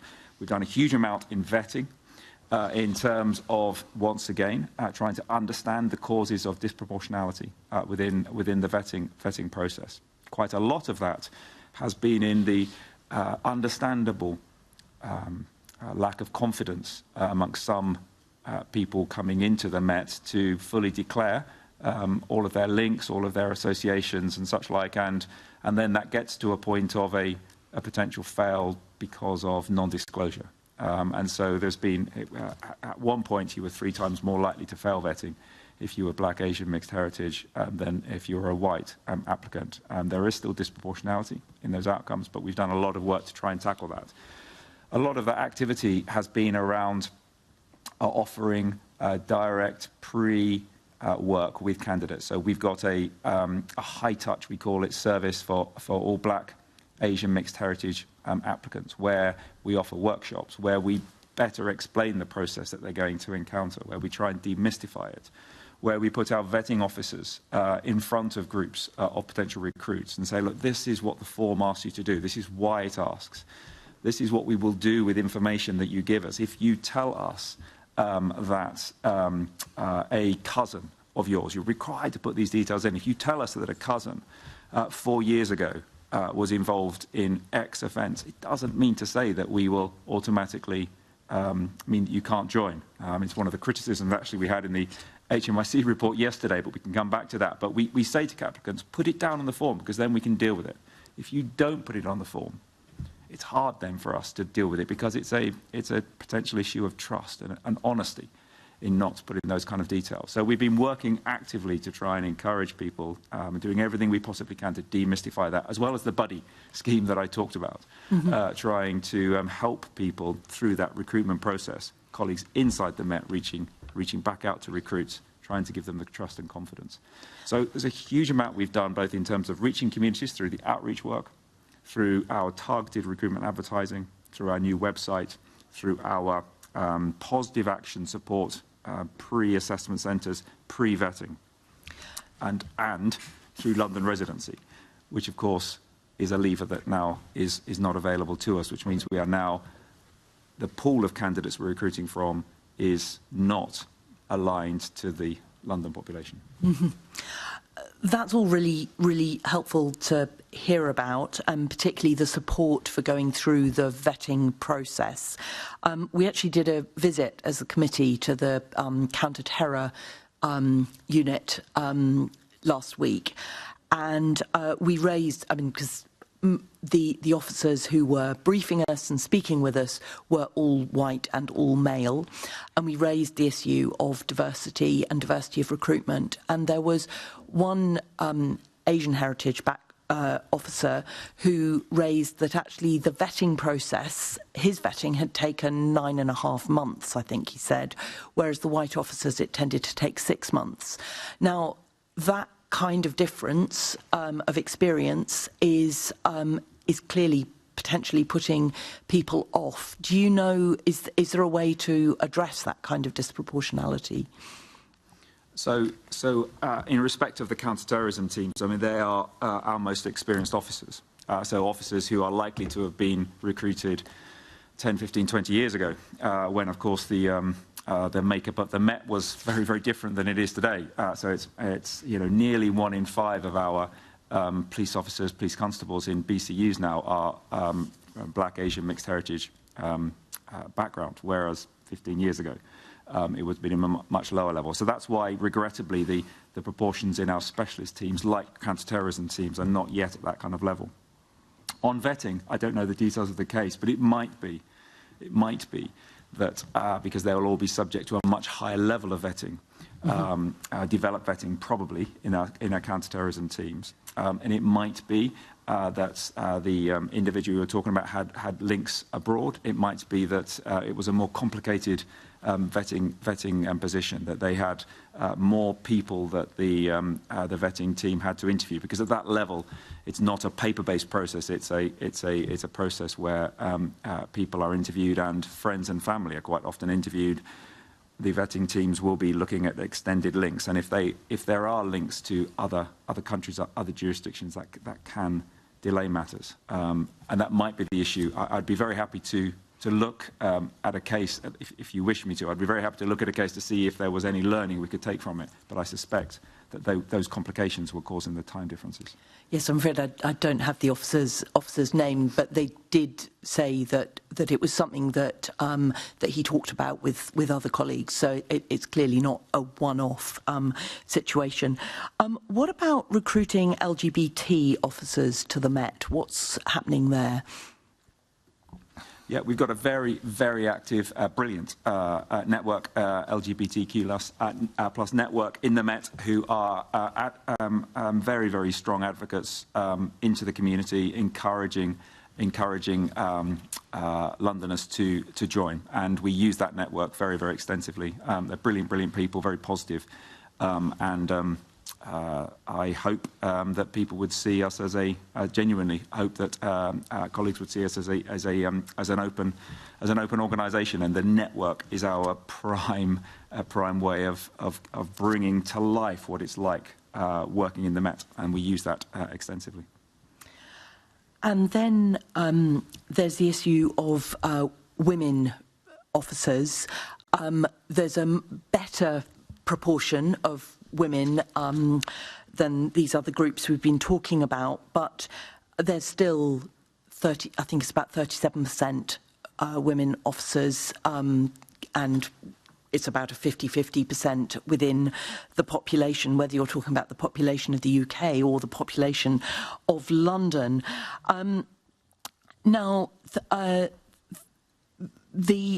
over this last year in particular, we've had, several cases that, we've had the Sarah Everard situation, we've had the Houghton report sort of revealing a sort of culture of misogyny and sexism.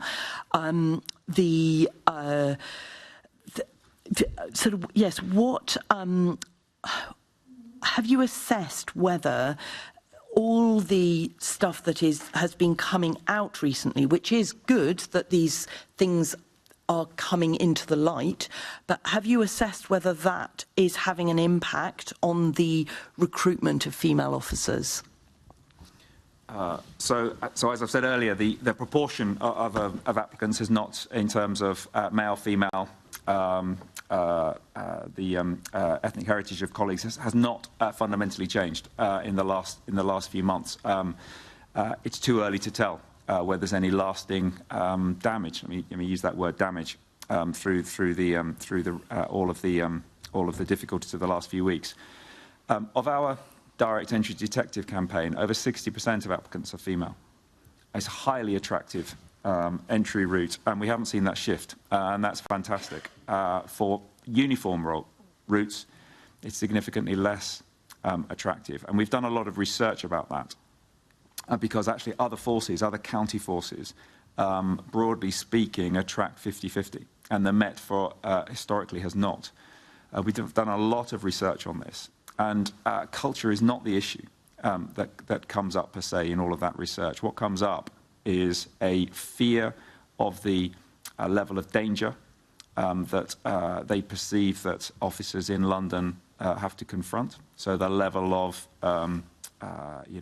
street violence that they're confronting, which they perceive is much greater than in other forces. And for a number of female potential recruits, that is seen as a reason not to apply.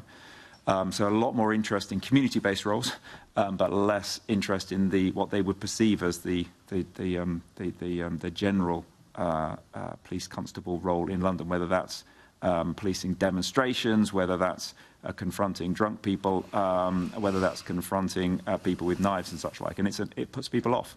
So we have worked very, very hard to adjust our advertising So we're advertising and our messaging and if you will see the style of our adverts, the style of our messaging is different for different settings. If we are advertising in gyms, for example, it's a different kind of approach than if we're advertising in magazines and such like. So we have tried to adjust that, but it's the fear of danger that is putting people off, and concerns around commuting and being able to manage commuting into London and other commitments. Which is we know is also a worry for not exclusively female recruits, but some. And so you're very confident that I mean, like last night on Radio 4 there was a programme Bad Apples, where women police officers were speaking out anonymously about some of their experiences of misogyny and sexism and abuse and bullying experienced in the police, not just the Metropolitan Police, it was the police across the country. And you're confident that you have that people have confidence that those kind of issues are well dealt with? No, sorry, forgive me. No, far from it. I mean, I was answering specifically in the comments in the context of, am I seeing worries from the general public are just coming through into our recruitment figures? I don't know yet, but there's nothing in the data that says, you know, if we'd lost 50% of our female applicants, as an example. One of the things I've been looking at very, very closely is within our over 7,000 people live in our current recruitment system. Are we seeing substantial numbers of female recruits dropping out of that because they now no longer have trust and confidence in us as an organisation? Or are we seeing substantial numbers of Black, Asian, mixed heritage colleagues dropping out? No, we're not. But no, I mean, the issues that have been raised around concerns around culture in the Met are serious. You know, of course they are. That's why the current commissioner asked Baroness Casey to come in and do her review. Delighted that she's there. She will shine a light wherever she wants to shine it in the Met. She's been given unrestricted access to every single corner of the Met, and she will go where she wants to, and she will find what she finds. And she does so with the active support of the whole of the board, because we want to learn. I mean, in the 10 years where I've been in the Metropolitan Police, I genuinely believe the culture has shifted substantially. And speaking from a personal basis, I really struggled joining this organisation 10 years ago. And I vowed to my wife that I'd leave after 12 months because I was so unhappy. And here I am 10 years later. I don't know what that says about me or not, but substantial amounts of work have been put in to change the culture. But the issues that are coming forward are, of course, serious. Sexism is regrettably rife in this country. And it is imported into policing, and it's imported into the Metropolitan Police. We need to do more to root it out and to stop it happening. We've got to work out how to do that in the context of teams having to work together, confronting danger every single day, creating a culture in which that level of violence and horror that they endure can be managed within those teams in a safe and effective way. That requires utterly brilliant supervision at scale, and we've got to work out how we can do that better. We have to tackle racism that is still too endemic in society and therefore will be imported into policing, and we need to do more to root it out. And we're utterly focused on doing it. We know we've got to do it. It's not something that we ignore.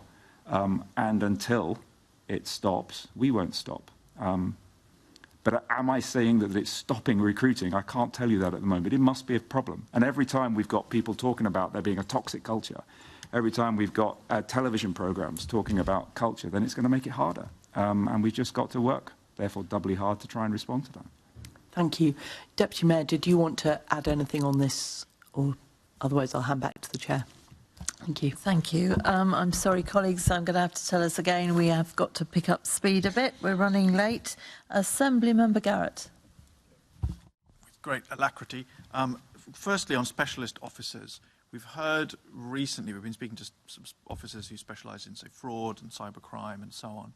And obviously we've been hearing today a lot about police recruitment. My question is about how the police goes about recruiting people with with the skills, which obviously can be quite different from, I don't know what would be the term, routine policing, who deal with, say, particularly if it's more sophisticated online fraud. How do you make sure that as we're recruiting all these extra people, we have got at least some cohort in there who've got those skills? Thank you. It's a great question, and it's not something that we're able to do very well at the moment, if I'm perfectly honest. And we rely on the volume and the fact that within the volume we will find people with specialist skills. For a number of those specialist skills, you don't need police powers. And in a different workforce model, we would be recruiting specialists in a particular area, and where and mixing those with police officers such that you're in a team where you need to arrest somebody when you need to use police powers. There's somebody in the team that can do it.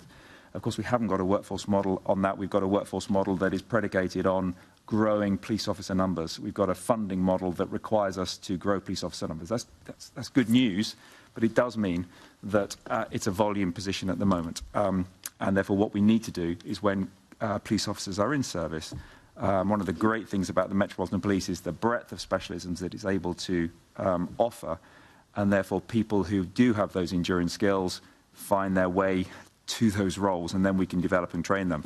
But a different model, I'll just say, I'm not saying whether it's better or not, but a different model would be for us to say, right, you know, we will have 300 fewer police officers. We will recruit 300 tech-savvy people who want to work in cyber prevention. What we are thinking about, but just fundamentally at the moment, the capacity is focused on the volume. What we're thinking about is whether it is possible for us to stream. I mean, we currently stream for detectives, for uniform routes. We're thinking about whether we can stream that might enable us to bring in people with more specific skills. But the value of everybody being a community police officer first, understanding that kind of job as a community police officer, we just think is equally valuable rather than people coming in just to do a narrow specialism. But it's a good question, a good challenge. So in terms of recruiting those specialist skills, then you think maybe recruiting them as civilian staff might be a more fruitful avenue, but that the operational model currently makes that difficult. Is that? It would enable us to be certain about attracting the skills, as opposed to effectively what we do at the moment. It's because we've got volume. Blunderbuss and hope approach. Well, I mean, it's not. It's slightly. I would hope it's slightly better than that. And we're bringing in some fantastic people with fantastic skills. And we're an organisation that's got so many specialisms that people can navigate towards that. But a more targeted approach, if you like. Let me put it a different way. If we were not required by the funding model to have police officer numbers, we might take some different choices around some of the specialist recruitment we did. So then, conscious of time, so whose decision is it that is the funding model? Is that a Home Office decision, Mayor's decision? It's currently the government's decision, because we are required, in order to attract the money for the new people, for that to be police officers. Okay, thank you very much. Thank you, Chair. Okay, so we need to hound the Home Secretary, which I'm sure we will. You don't need warranted officers, do you, for fraud, etc.? Just simply. Can I just? Sorry. Go on. I was just going to re-emphasise the point. I mean, so what I would like is a large number of police officers and the flexibility I know you want more, to be able to. So let me just. Get that. Police officers are not a bad thing, is what I don't. I don't want anyone to go away from that. But there is a point at which your workforce becomes slightly out of shape. I don't know whether we're reaching that point, but it's a debate that we need to keep live. Yeah, I think we understand, and really we would like to assist more than anything else, because we're mindful of the fact that we need more people in fraud, etc., and they don't need to be warranted. So, so just really briefly, I think it's a really interesting question in terms of actually national policing reform and what's going to happen nationally around this. It's not just, I think Robin's right, it's about the operational model, but it's also, you don't necessarily need more you probably do need more specialist officers within the Met, but you actually need more specialist officers nationally, because fraud, one force cannot deal with fraud alone, because obviously it's not just in London, it's not just in this country, it's international. So actually there's a whole debate around national policing reform that needs to happen. We did pick that up, and it was put to us beautifully by the officers, so we thank them for our visit. Assembly Member Ahmed. Thank you, Chair. This is for you. My questions are for you, Mr. Wilkinson. And going back to the recruitment and retention of women officers, the Met's most recent workforce report showed that for the last month, 47% of female officers who left the Met resigned. Sorry, that's not correct. Shows that 47% of officers who left the Met in last year were women. This figure was higher than the one for male officers, and it's higher than the overall figures for 2021. What do you attribute to this? Sorry. So yes, our resignation rates for female officers are slightly higher. They are for male officers, and for Black, Asian and mixed heritage officers slightly higher than white officers. And in our performance framework, we've got a specific target to narrow and close that gap, and that's what we continue to strive to do. So absolutely, that's what it is. We've introduced a new exit survey. The data, the first quarterly data is due with me within a couple of weeks, so I'll have a better sense of being able to answer that in a couple of weeks. Historically, issues have been many and varied. Some will be around discrimination and harassment, but a lot will be about working patterns. A lot will be about the ability to manage Met's job and work job, and some people just wanting new careers. But the new exit survey that we've got will give us a rich data set, and I will be very happy to give you more information on that when it's available. So the exit survey. So did you previously have exit interviews, or do you have both? How does it work? We used to do. We've always tried to do exit surveys, but they've not been very effective. And what we've now got is we believe, a more effective process will give us a richer set of information. And a higher percentage of people over the last 3 months have engaged with that process with us than historically have done. So we'll get a much better response. Okay, thank you. What action is the Met taking to support women officers and those from Black, Asian and minority ethnic communities and LGBT backgrounds to rise through the ranks? So not just about recruitment, what happens when they get there? Yeah, no, absolutely, thank you. So we have got a career development service internally. So in addition to our staff support networks, who provide fantastic support for colleagues across the Met, including helping with ambition, but also mentoring, coaching and such like. We've got a career development service that offers targeted support for those who want it and need it, and that's including mentoring, coaching, buddy support, access to networks, access to training and facilities. And before all of our promotion processes, we offer positive action development for those who wish to take it. So we offer specific support for colleagues. And over the last number of years, in virtually all of our promotion processes, there has been no disproportionality. Indeed, for female colleagues, they have outperformed their male colleagues in most promotion processes for a number of years. Which is good news. And for Black, Asian, mixed heritage colleagues are being promoted proportionate to the ranks that they're being fed from. Now, what we would like to see is an even higher proportion coming through, but there is not the disproportionality. What the challenge we've got is that it's on average takes about 20 years for somebody to reach the rank of superintendent on average, because people all start at constable and go through. It's about 20 years, and so if you think about the diversity of the Met 20 years ago, it was very different from the diversity of the Met today. But effectively, in our more senior ranks, it's the diversity that was here 20 years ago that is now represented in those more senior ranks. So we can't afford to wait another generation for that to change, which is why all of this positive action work to try and ensure that we can actively support, promote colleagues coming through, show the role models, and show people how they can be successful. That's what we've been trying to do. Okay, thank you. The Deputy Commissioner has previously told this committee that the Met's concerned about the poor retention of Black officers and that a Chief Inspector has been appointed to each BCU to look at this issue. What conclusions have been reached so far? What is the timescale for delivering improvements? So it will be ongoing work.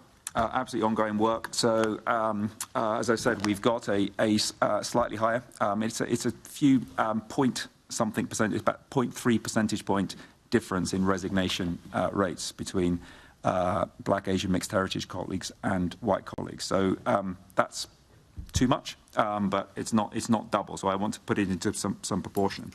But every time a colleague leaves the Met through how can I describe it? By us not doing everything we possibly could to enable them to thrive is a waste. And whether that's just through line managers just not having enough time, poor relationships, not enough support for those colleagues to be successful, it's just such a waste after all of that effort to recruit them. So, this will be ongoing work. Last week but one, I know Sir Stephen had 5 of our BCU commanders in New Scotland Yard, whose data suggested that they were being less successful in this. So they were. We had a conversation about what they were doing and what more they should be doing locally to provide leadership of this. But it's a multifaceted response. And it is about the quality. Those chief inspectors are part of the answer, but it's about how we can mobilise the networks, how we can mobilise line managers, how we can ensure that it's an environment in which they feel as though they can thrive. Thank you. My final question is actually about police staff. You said that you have previous exit surveys, not as good as you would like, but you must have some detail from those. Are the differences between the reasons given between Black, Asian and minority ethnic staff, are there different reasons compared to other staff in those surveys and the results that you have? So the biggest difference is and even though the percentages are not huge, the biggest difference will be that Black, Asian, mixed heritage colleagues, some of them will report acts of discrimination and concerns around that as a reason for exiting, and that is not something that would be seen in such volumes, probably from white colleagues who are in the majority in the organisation. So that is a difference, and that's where we want to obviously improve in terms of our culture and our support for colleagues. Okay, thank you. Thank you, Chair. Very briefly, Assembly Member Mayor. I promise. Robin, you said that the proportions of Black officers were being promoted according to their streams. So my question is about whether or not there is occupational segregation within the way in which that happens. So do you have lots of Black officers and lower ranks who are being promoted in the proportions that they're in that body versus the higher ranks, where it sounds like it's going to take 20 years for people to get there? I'm also confused why it is that, given that you've got a direct entry route to some of the more senior roles. Yeah, so there is no direct entry route now into more senior routes. Policing trialled, if you like, direct entry into superintendent ranks, but that's not actively being pursued. That's another kind of issue I think policing needs to confront nationally. So promotion in policing is, if you're a constable, you can be promoted in 2 ways: to sergeant or a fast-track route to inspector.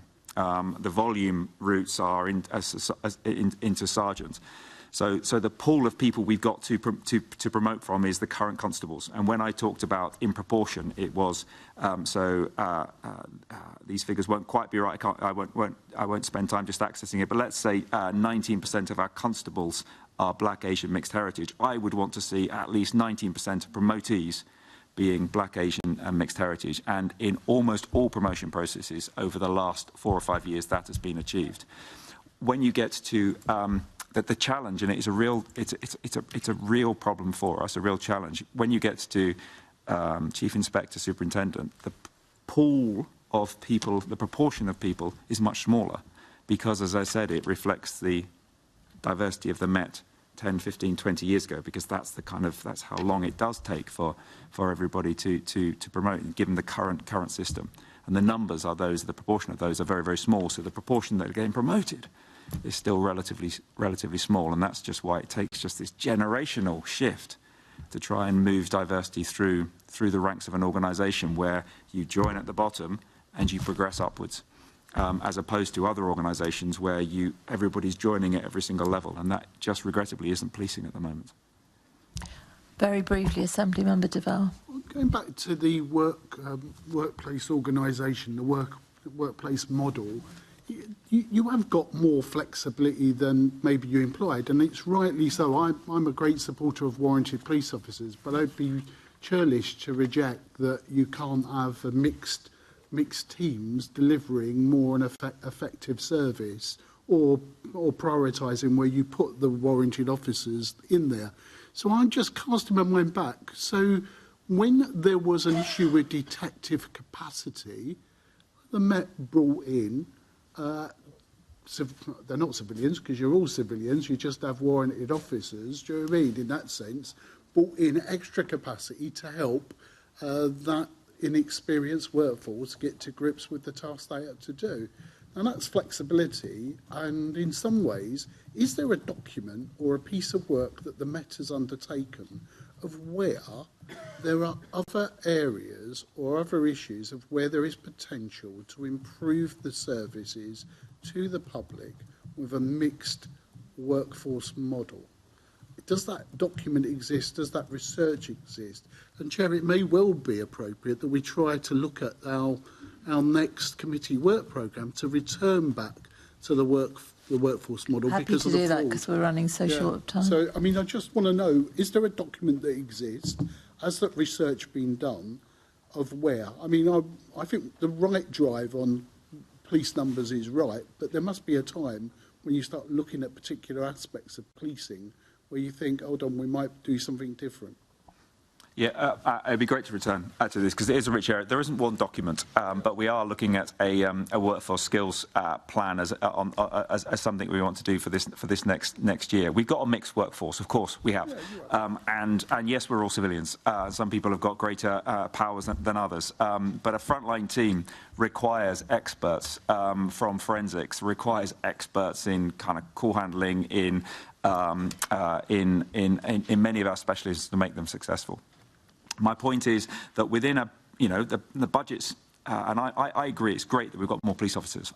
Don't anybody take away that I think it's a bad thing that we're growing police officers. I don't. It's great.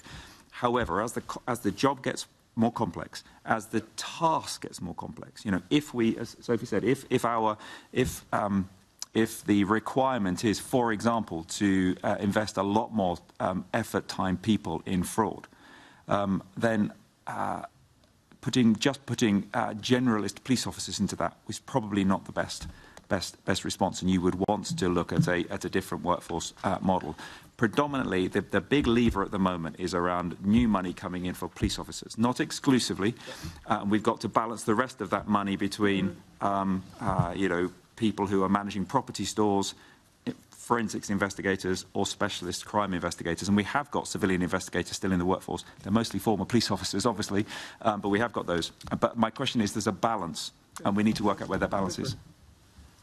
Lovely, thank you. Right, this next section is all me, so let's be as quick as we can, as I make everybody else. It's on pay and pensions. So, both of you, what's your view on an appropriate pay award for police officers?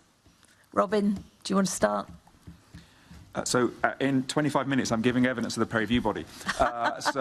Practice. Yeah, absolutely. So we've look, an appropriate response to that, if one wasn't worried about how to afford it, is that police officers, the standard of living of police officers should be maintained, and we're all living in very difficult times, aren't we? On that, we've said though that our what we think is an affordable position, given the money that we've got from government and from City Hall and from the Mayor, is 3.5% next year, consolidated increase. However, we've said that we want, and that's a position we've agreed nationally with police chiefs, and obviously different forces are in different financial positions. So we've agreed with a national position of recommending a 3.5% consolidated increase. We have said in the Met that we want to find a way of topping that up effectively with a non-consolidated award next year, recognising the particularly acute cost of living challenges that people have got, and also recognising in some limited way, but just the brilliant work that police officers have done through the last 2 years in working through the pandemic. And we do think that it is appropriate for us to try and do more than the national position is likely to get. But it's going to be a contested area. It certainly is. Okay. Sophie, do you have anything briefly? Yeah, I mean, I think the most important thing is for the government to give the police pay and remuneration body free rein, and not to sort of put a cap on it, because they are the people who are the experts and will take into consideration, the cost of living, inflation, which we are seeing rising at the moment. So, the main thing I would say, of course, is support the Met's position on this, but actually we need to get the pay and remuneration bodies to be given free rein, and then whatever they recommend is implemented in full and then funded. Yeah, it's balancing it, as we all understand. It's not there is no money tree, and that is the problem, and most of us really do understand that. Robin, has the Met assessed how the 2015 police pension scheme changes have affected recruitment, retention, retirement, and resignation levels across the Met? So the thing that's affecting us at the moment directly is the impact of the McLeod pension judgment, which is in the short term probably positive for a lot of officers in that they are going back for 7 years into a former, possibly for most, better pension scheme. But then everybody is going to the new pension scheme from the 1st of April. That's causing a lot of anxiety and concern for officers that are approaching the end of their service. And we have seen a spike in retirements this quarter. I've had 104, nearly double the number of retirements this month than we were expecting. And that's why we're going to be about 100 short of our recruitment targets this year, because in March we've had a substantial number of more people who are retiring. This is something this committee, if I may, should be really concerned about, because retention at a time when we are bringing in so many new people is just utterly vital. Every single person who retires with 30 years service is an experienced officer who is needed to mentor, coach, train more inexperienced officers and to do all of the more specialist work that we've got. And we have got to put so much effort over the next few weeks and months into retention. We're looking at whether we've got financial levers that we can pull. We're talking to the Home Office about whether the vexed issue of pension abatement for those who reach 30-year plus should again come back on the table, because we have to avoid people who have got plenty of energy, enthusiasm and skills still to give to policing in London leaving because they're worried about their long-term pension.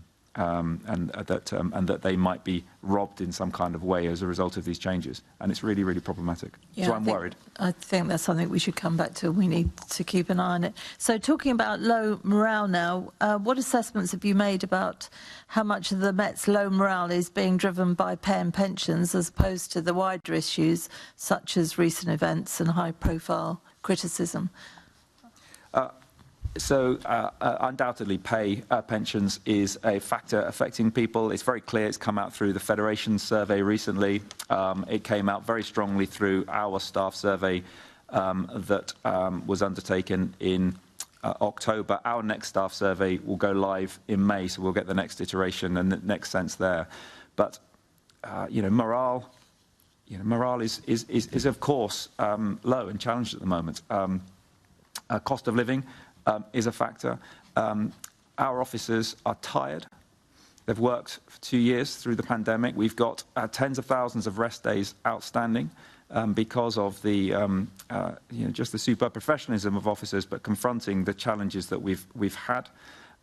We've got officers who have got annual leave outstanding, and obviously we're having to control when they can take the outstanding annual leave in order for London to still get the service that it wants. Not everyone can be on leave in July and August, particularly given what July and August brings for policing in London.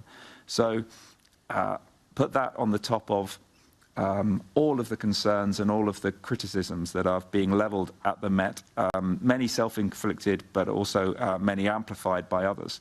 And it's a horrible mix. And many people, getting increasing, concerns. My reverse mentee, who I had a meeting with yesterday, and was brilliant young officer, member of staff, of Jamaican descent, but saying, more and more of my people are asking me why are you staying here? And it's impacting on her morale. So it's a heady mix at the moment. Pay and pensions, yes. Workforce fatigue, yes. A feeling of being overwhelmed by the volume of work, and a feeling of not being respected for the difficult work that they do, and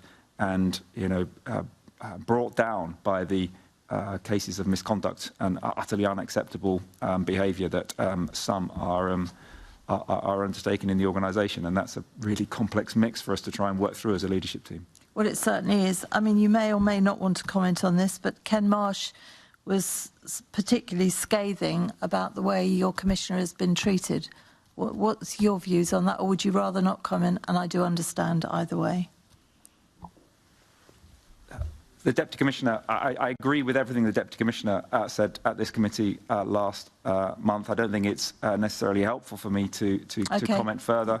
I do believe that public servants who give their life deserve dignity.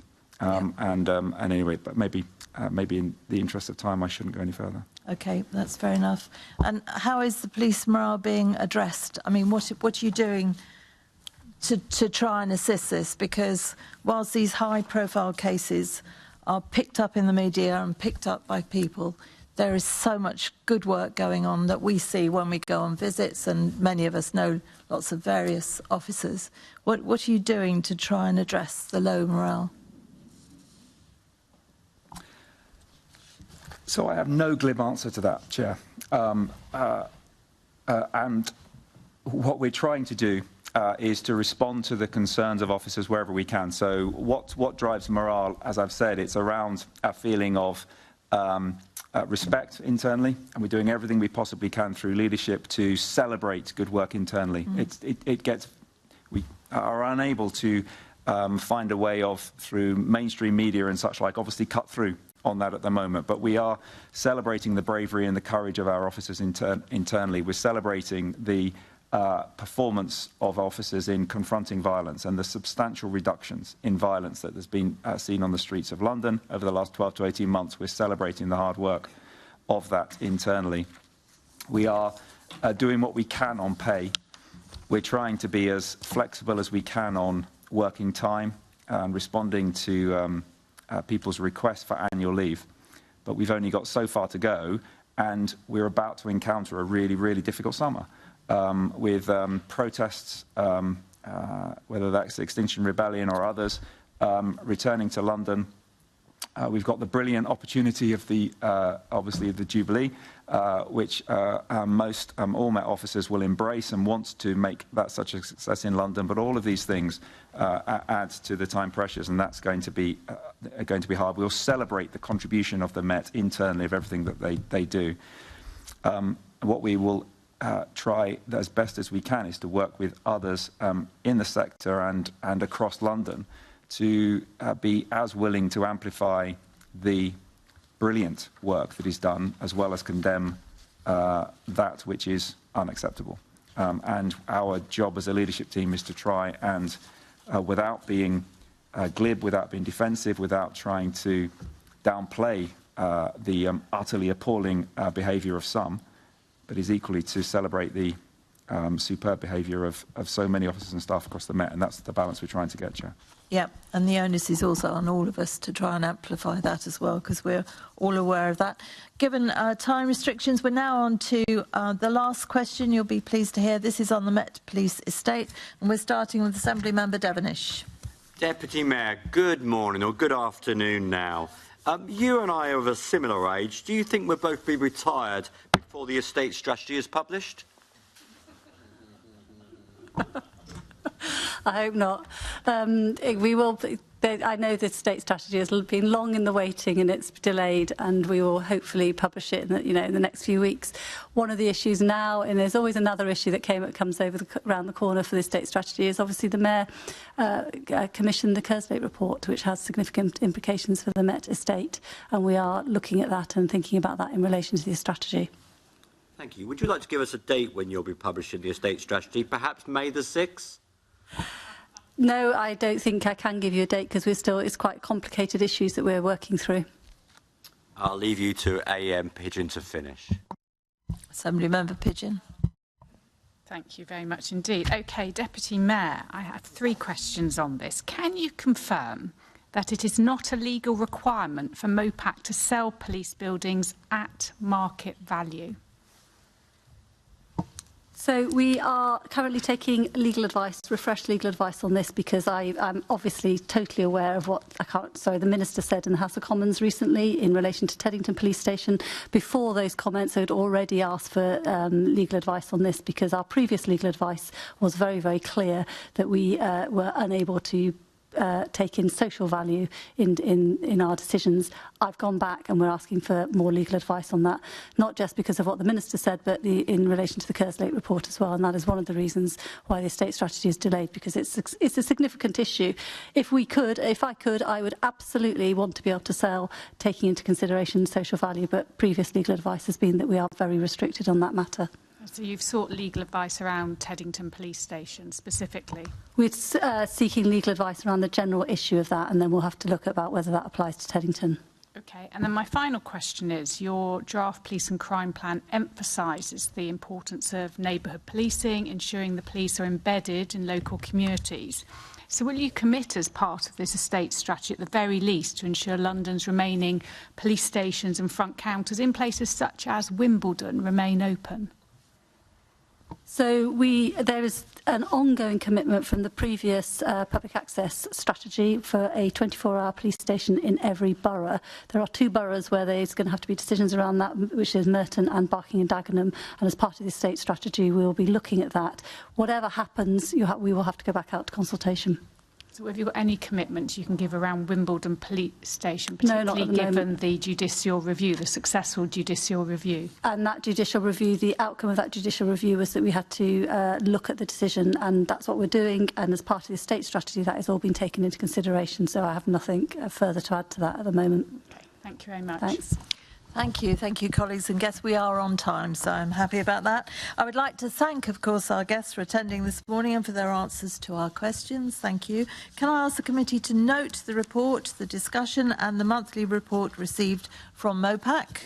Noted. Thank you. Can we also delegate authority to me as chairman in consultation with party group lead members to agree any output arising from the meeting? Agreed. Thank you. The next meeting of the committee will be agreed by the London Assembly at its annual meeting in May 2022. I have no other urgent business, so that concludes today's meeting. Thank you.